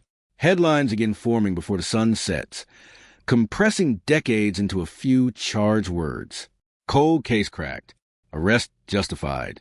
Community stunned. The narrative solidifies, even as questions linger beneath the surface. Inside the courtroom, the family is allowed a moment. They stand where answers once stood, feeling the strange mix of validation and grief that no verdict can resolve. The absence remains, but now it has context. Now it has a shape. As night falls, the town feels different, quieter but not calmer. The mystery that defined it for so long has shifted, transformed into something else, an understanding that closure is not an ending, just another chapter written in heavier ink.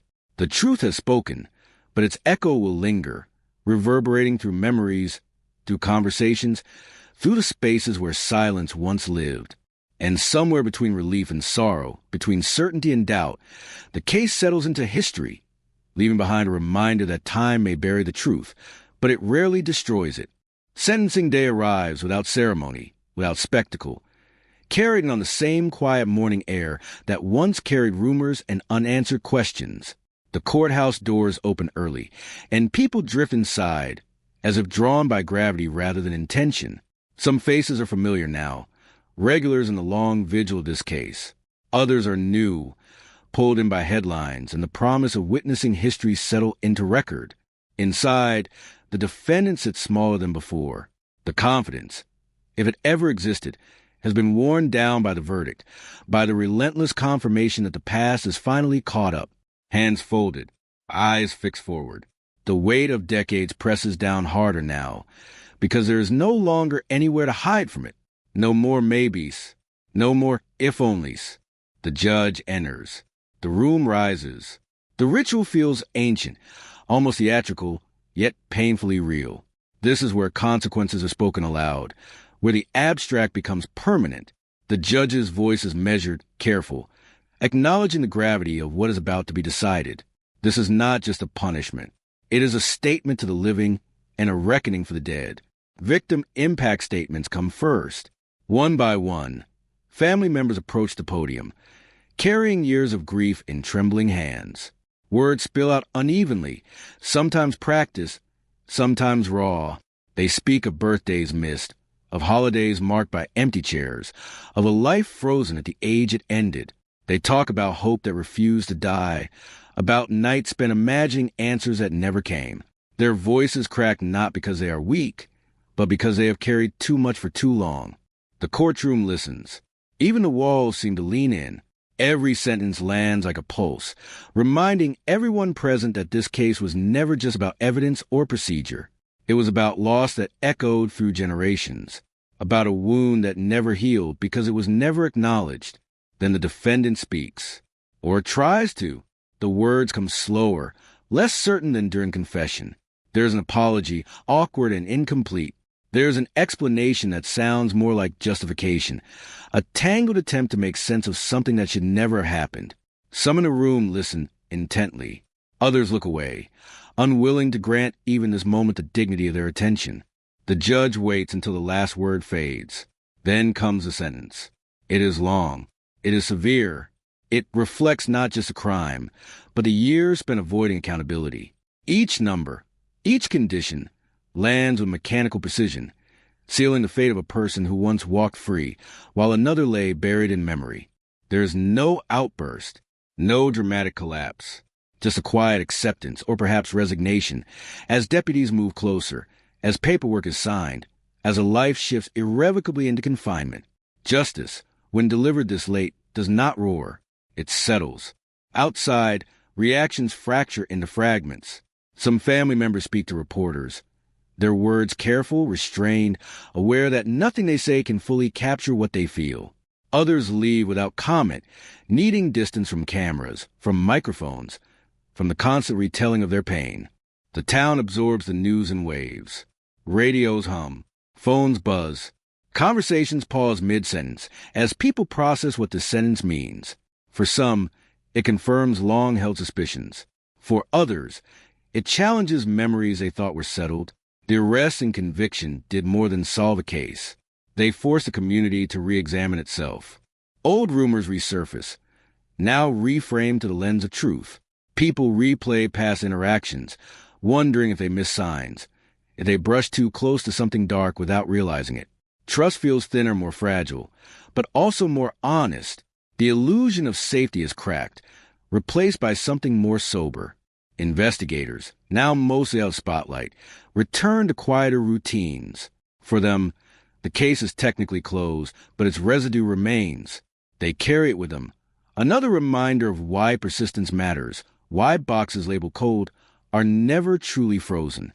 The victory is muted, tempered by the understanding that success came too late to save a life. As days pass, the headlines move on.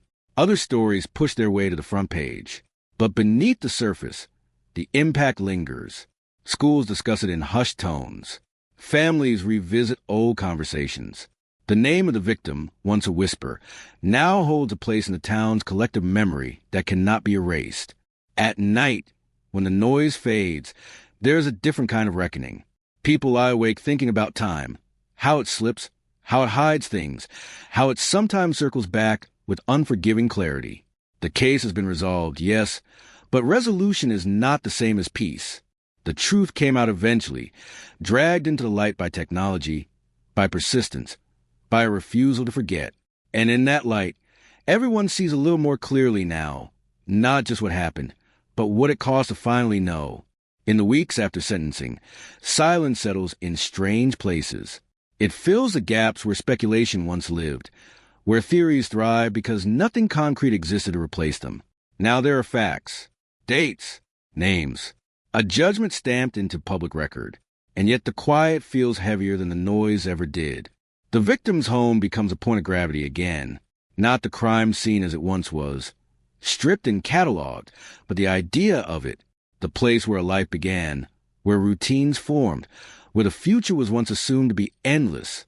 Family members return there cautiously, touching walls, opening drawers, confronting objects that survived while a person did not. Some things are donated, some are kept, some are left exactly where they were, because moving them feels too much like another loss. Photographs resurface, old albums pull from shelves, smiling faces frozen in years untouched by what was coming.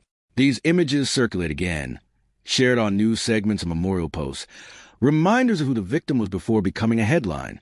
Not a case number, not evidence. A human being with habits, jokes, dreams that never got the chance to evolve. Law enforcement holds a final press briefing, restrained and procedural. They speak of closure, of perseverance, of the importance of never giving up on unsolved cases. They avoid words like victory. They know better. This was not a win. It was a correction, a long overdue alignment between truth and consequence. Behind closed doors, investigators reflect on the turning points, the overlooked detail, the reprocessed evidence, the moment the confession shifted from hypothetical to real. These conversations are quieter, more personal. Each investigator carries their own version of the case, colored by where they were in life when it first landed on their desk. For some, it spanned entire careers. The defendant is transferred, processed into a system that did not know their name until recently. Inside concrete walls, time takes on a different texture. Days blur, nights stretch. The past replays endlessly, stripped of denial, stripped of distance. There is no audience here, no one convinced, only the echo of choices made decades ago. Letters begin to arrive at the courthouse. Some thank officials for their work. Others question how this could have gone unsolved for so long. A few express anger, not just at the perpetrator, but at the system that allowed years to pass without answers. Each letter is logged, read, archived. Another layer of history, forming around a single crime. Schools incorporate the case into discussions about justice and accountability. Parents answer difficult questions from children who are old enough to understand fear, but too young to fully process time. They talk about safety, about trust, about how bad things can happen even in familiar places, and how that doesn't mean hope disappears. The media revisits early coverage, replaying clips that now feel incomplete, almost naive. Anchors speak with hindsight, acknowledging mistakes, assumptions made when information was scarce. The narrative shifts from mystery to reflection, from who did it to why it took so long to know. At the center of it all is an absence that no development can fill. The victim is still gone. Justice did not bring them back. It did not rewind the clock or restore stolen years. What it did was draw a line in time, separating uncertainty from truth. People begin to talk differently now, with more care, with an understanding that unanswered questions don't always stay unanswered forever. The case becomes a cautionary tale and a reminder: evidence waits, memories surface, secrets age poorly. And as the town slowly returns to its routines, there's an undercurrent of vigilance, a shared awareness that the past is never as buried as it seems. It watches, it waits, and sometimes when the moment is right, it demands to be heard. Time moves again, but differently now, not with the reckless speed it once had when questions piled up unanswered, but with a deliberate weight. Each day carrying the residue of what was uncovered, in kitchens and barbershops, in church basements and quiet office hallways. People speak in lower voices, as if the truth itself demands restraint. The case is technically over, but its presence lingers, threaded into conversations that were never meant to hold it. The family learns that closure is not a single moment. It does not arrive with a verdict or a sentence or a headline declaring resolution. It comes in fragments, in the ability to sleep through the night without imagining alternate endings, in the courage to drive past certain roads without gripping the steering wheel too tightly, in the slow reclaiming of memories that no longer feel poisoned by doubt. They meet privately with investigators one last time, not for updates, not for explanations, but for acknowledgement.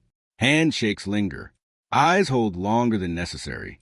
Words are sparse because most of what needs to be said has already been lived. Gratitude mixes with grief in a way that defies clean separation. Everyone understands that this partnership was forged in loss, and it will always carry that weight. Boxes of evidence are sealed and labeled for storage. Files that once occupied desks are archived, their pages now historical artifacts rather than active puzzles. Yet even as they are put away, they continue to teach. Future detectives will study them, learn from what was missed, from what was almost discarded. The case becomes a lesson carved into institutional memory. Technology, once the silent witness, now takes center stage in discussions across the state. Conferences reference the breakthrough. Training sessions emphasize preservation, patience, the long arc of forensic progress. There's a renewed respect for the idea that answers can arrive long after hope is thinned, that truth does not operate on human schedules. The community grapples with quieter, more unsettling realization. The person responsible lived among them for years, shopped in the same stores, attended the same events, exchanged pleasantries without raising alarms.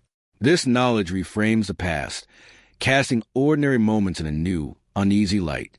Trust feels more fragile now, less automatic. Some residents feel anger toward themselves for not seeing signs that may never have existed. Others reject that burden, recognizing the danger of hindsight. Still, the question lingers in the background, unspoken but persistent. How many truths walk unnoticed beside us every day? The location tied to the crime begins to change. Renovations, new ownership, fresh paint covering old walls. Yet no matter how altered the space becomes, it carries an imprint that cannot be scrubbed away. Locals know, they always will. Geography remembers even when structures do not. Anniversaries pass differently now. Dates that once reopened wounds now mark endurance. Candles are still lit, but they burn alongside a sense of vindication. The ritual shifts from pleading for answers to honoring survival. The loss remains, but it no longer exists in a vacuum of uncertainty. The convicted individual fades from public consciousness, reduced to a line in a database, a photograph attached to a number. Their name is spoken less frequently, and when it is, it carries no power. The story is no longer about them. It belongs to the victim, to the family, to a community that waited decades for the truth to surface. Late at night, when the streets are empty and the world feels suspended, some still replay the case in their minds, not because they doubt the outcome, but because understanding something does not erase its impact. The mind returns to it the way the tongue finds a sore tooth, testing the edges of pain that is not fully healed. And yet, there is movement forward, subtle, earned, the kind that does not announce itself, but proves its existence through persistence. Life continues not because the past is resolved, but because it was finally named. The cold case is no longer cold, but it is not forgotten. It has become part of the town's identity, a scar that tells a story of patience, of reckoning, of the long and unforgiving wait for truth. The nights grow quieter, but not empty. Silence settles differently now, heavier in some corners, thinner in others, as if the town itself is relearning how to breathe. Police scanners no longer crackle with speculation about the case. News vans have disappeared, yet the absence of noise feels louder than the chaos that came before. This is what aftermath sounds like. In the family's home, photographs are rearranged. Some frames that were turned face down for years return to shelves. Smiles once too painful to face are allowed back into the room. These images do not rewrite history, but they reclaim it, pulling moments of joy out from under the shadow of violence. Memory, long held hostage by questions, begins to negotiate its release. One of the investigators wakes before dawn, as they still do out of habit. For decades, mornings began with a weight of unfinished business. Now there is an unfamiliar lightness, paired with an unexpected emptiness. The case had become a constant companion, a quiet pressure behind every decision. Its resolution leaves a space that no victory can fully occupy. They think about the early days, the missed chances, the technology that did not yet exist, the witnesses who forgot details not out of malice, but because time erodes even the sharpest recollections. Regret surfaces, but it no longer consumes. It informs. It sharpens resolve for the cases still waiting in the dark. Across town, a retired officer watches the evening news, barely listening. When the anchor mentions cold cases in general terms, their jaw tightens. They remember the frustration, the long nights under buzzing fluorescent lights, the sense of being close but never close enough. Closure arrives late for them too, filtered through distance and age, but it arrives nonetheless. The legal process moves forward with mechanical precision. Appeals are filed, motions argued, paperwork stacked high. Justice does not end with an arrest. It drags on, procedural and unglamorous. Yet each step reinforces the reality that the truth has weight now, recorded in ink, defended in courtrooms, preserved in precedent. Students at a local college study the case in criminal justice courses. Professors speak about evidence preservation, about the dangers of tunnel vision, about the evolution of forensic science. Young minds analyze what older ones once lived. The case becomes both warning and inspiration, proof that persistence can outlast decades of silence. For some residents, anger resurfaces in waves. They question how it took so long. They question institutions, systems, decisions made under pressure. Accountability is demanded not just from the perpetrator, but from the past itself. These conversations are uncomfortable, but necessary. They peel back layers of complacency that once hid behind the excuse of limited resources. Others respond differently. They cling to the idea that the truth, no matter how delayed, is better than permanent uncertainty, that imperfect justice is not the same as injustice denied. This tension fractures opinion, but also deepens understanding. The community is no longer united by mystery, but by debate. At night, the family sometimes dreams differently, not of the crime, not of the unknown, but of alternate futures that never came. Birthdays imagined, conversations never had. These dreams are bittersweet, painful yet honest. Grief shifts shape, becoming less sharp, more expansive, filling space rather than stabbing into it. The place where it all began is visited less frequently now. There is no need to stand vigil over a question that has been answered. Still, on certain days, someone leaves flowers. No note, no explanation, just a quiet acknowledgement that even solved stories deserve remembrance. Media retrospectives emerge, polished and dramatic. Old footage, new interviews, narratives carefully edited for impact. Some feel these pieces missed a point, focusing too much on the spectacle, too little on the years of waiting. Others welcome them, believing repetition keeps the lesson alive. The story evolves depending on who tells it. Late one evening, a family member writes a letter they will never send. It is addressed to no one in particular, filled with thoughts that have nowhere else to go. It speaks of anger, forgiveness, exhaustion, relief. When finished, the letter is folded and placed in a drawer, not to be forgotten, but to be contained. The town adjusts, slowly, imperfectly. Streets look the same. Businesses open and close as they always have. But something fundamental has shifted. A chapter that was stuck open has finally turned, revealing pages beneath it that few expected to see. This is not peace. It is something more complicated. A coexistence of clarity and pain. A recognition that truth, once revealed, does not heal by itself.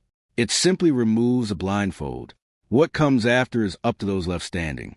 And so the story continues not as a question, but as a reckoning, echoing through conversations, classrooms, courtrooms, and quiet moments alone, reminding everyone that some answers arrive late. But when they do, they change everything that follows. Time begins to behave differently once the truth is known. Days still pass at the same speed, but their meaning shifts. The calendar no longer circles an unanswered date, no longer marks anniversaries with a question mark. Instead, it marks them with weight, with fact, with a reality that cannot be undone. The suspect sits alone now, separated from the noise that once protected them. No crowds, no speculation, just walls, routine, and the slow drip of consequence. Interrogation rooms are replaced by holding cells, fluorescent lights by institutional gray. For years, they lived among the community unnoticed, folded into the background of ordinary life. Now anonymity is gone. The past is caught up not with fury, but with inevitability. Psychologists analyze the confession, the pauses, the contradictions, the moments where memory slips or sharpens. They debate motive, denial, delayed guilt. Some believe the truth emerged because it had to, because secrets decay from the inside. Others argue it surfaced only because technology forced it into the light. The argument never fully settles. Human behavior rarely does. In the courthouse, the victim's name is spoken aloud again and again. Each time, it lands differently. Once it was a symbol of mystery. Now it is anchored evidence to timelines, to forensic certainty. Saying the name no longer summons speculation. It summons record. The family attends proceedings when they can. Sometimes they leave early. Sometimes they sit through every word, gripping each other's hands as if to stay upright. Justice is not cinematic here. There is no swelling music, no clean resolution. There's only process, and process is slow, deliberate, and emotionally unforgiving. Outside, The community watches from a distance. Curiosity gives way to reflection. People revisit their own memories, replaying casual interactions, searching for missed signs. A neighbor, a co-worker, a familiar face now reframed by revelation. Trust, once assumed, becomes something people examine more closely.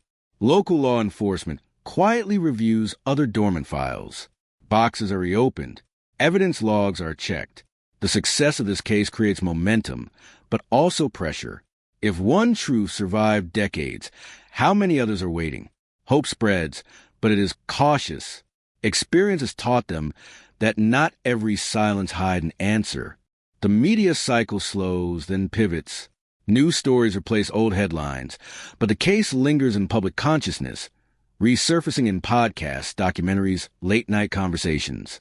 It becomes part of the cultural fabric, a reference point when discussing justice delayed, technology advanced, patience rewarded.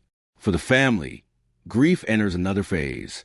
Anger, once sharp and outward, turns inward, quieter, heavier.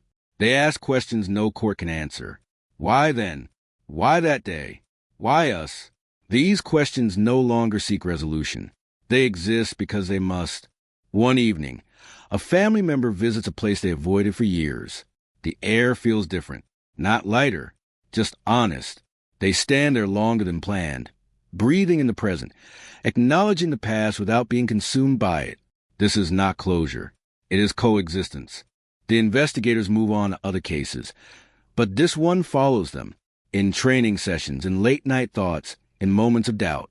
It reminds them why details matter, why evidence must be preserved, why patience is not passive, but active, relentless. The town's children grow up hearing the stories secondhand. To them, it sounds almost unreal, like a legend from another era, a time before DNA kits, before databases, before answers travel faster than silence. They listen with disbelief, unaware they are inheriting the lesson as much as the tale. As seasons change, memorials fade slightly under sun and rain. Names etched in stone remain. They always will. The truth does not erase loss. It reframes it, gives it context, gives it gravity. What was once an open wound becomes a scar, still visible, still sensitive, but no longer bleeding. And scars, unlike wounds, tell stories of survival as much as damage. The case no longer asks who did it. It asks something harder now. What do we do with the truth once we finally have it? In the end, the sound that remains is not a gavel, not a siren, not even confession replayed on the evening news. It is quieter than that. It is the sound of a town breathing again, unsure if it remembers how. Streets look the same. Houses stand where they always have. But the air carries a different density, as if truth has weight and it has finally settled over everything. The courtroom empties. Paperwork is filed. Dates are set. The legal machine continues forward with procedural calm, indifferent to the emotional wreckage left in its wake. For the system, this is resolution. For the people, it is something else entirely. Resolution suggests an ending. What they feel is more like arrival. They have reached a place they imagined for decades but never truly believed existed. The suspect is transferred, processed, absorbed into a world of locked doors and numbered routines. In that world, time is no longer something to outrun. It stretches. It repeats. It reflects. The past, once buried, now plays on a loop with no audience to impress, no mask to hide behind. There are no headlines in there, only memory. Some nights, the suspect speaks the truth again, not to investigators, not to lawyers, but to the ceiling, to the dark, to no one. Other nights, silence wins. No one knows which is worse. The family returns home after the final hearing. They sit at the same kitchen table where conversations once ended in tears, where hope was rationed carefully, where every phone call carried a possibility of news, and almost always delivered disappointment. Now the phone sits still. When it rings, it is about ordinary things. Groceries, appointments, weather. The ordinariness feels foreign at first, almost offensive, then slowly comforting. They sort through boxes that were never opened because opening them felt like betrayal. Inside are photographs, notes, receipts, fragments of a life paused mid-sentence. They touch these things differently now, not with desperation, but with reverence. Memory no longer competes with uncertainty. It finally has room to exist. Outside the home, the community continues its quiet reckoning. Conversations change tone. Certainty replaces speculation. Rumors dissolve. People apologize to each other for assumptions made, for words spoken too confidently, for looks held too long. Some apologies are accepted, some are not. Healing, like truth, does not arrive evenly. Law enforcement holds a private moment together. No cameras, no stopments, just a shared acknowledgement that patience mattered, that evidence mattered, that believing a case was still alive made all the difference. They know this outcome will be used as an example, cited in presentations, held up as proof that time does not automatically defeat justice. But they also know how rare this victory is. Somewhere else, another family hears the story and feels something stir. Hope, cautious and fragile. They look at their own unanswered questions and wonder if time has been kind enough to preserve their truth too. The ripple spreads outward, quiet but persistent. Years from now, people will still talk about this case, but differently, not as a mystery, as a reminder that the past is not static, that silence is not proof of absence, that technology may change, but persistence is a constant. The place where it all began no longer feels cursed. It feels marked by loss, by waiting, by endurance, marked by the knowledge that truth does not always arrive when it is needed, but sometimes when it is finally possible. On an ordinary morning, the family visits the resting place once more. There are no cameras now, no reporters, just wind through trees, footsteps on gravel, names carved into stone. They speak softly, not because they're afraid of being heard, but because they no longer need to shout into the void. They tell the truth out loud one last time. They were never forgotten. The waiting mattered. The truth came home. As the day moves on, life resumes its unremarkable rhythm. Cars pass. Lights change. Somewhere a child laughs. Somewhere else, someone locks a door behind them for the night. The world does not stop for justice. It absorbs it. And in that quiet absorption, the case finally releases its grip. Not erased, not forgiven, but understood. A story once defined by absence, now defined by truth. A cold case no longer cold. A community no longer haunted by the question of what happened, but forever shaped by the answer.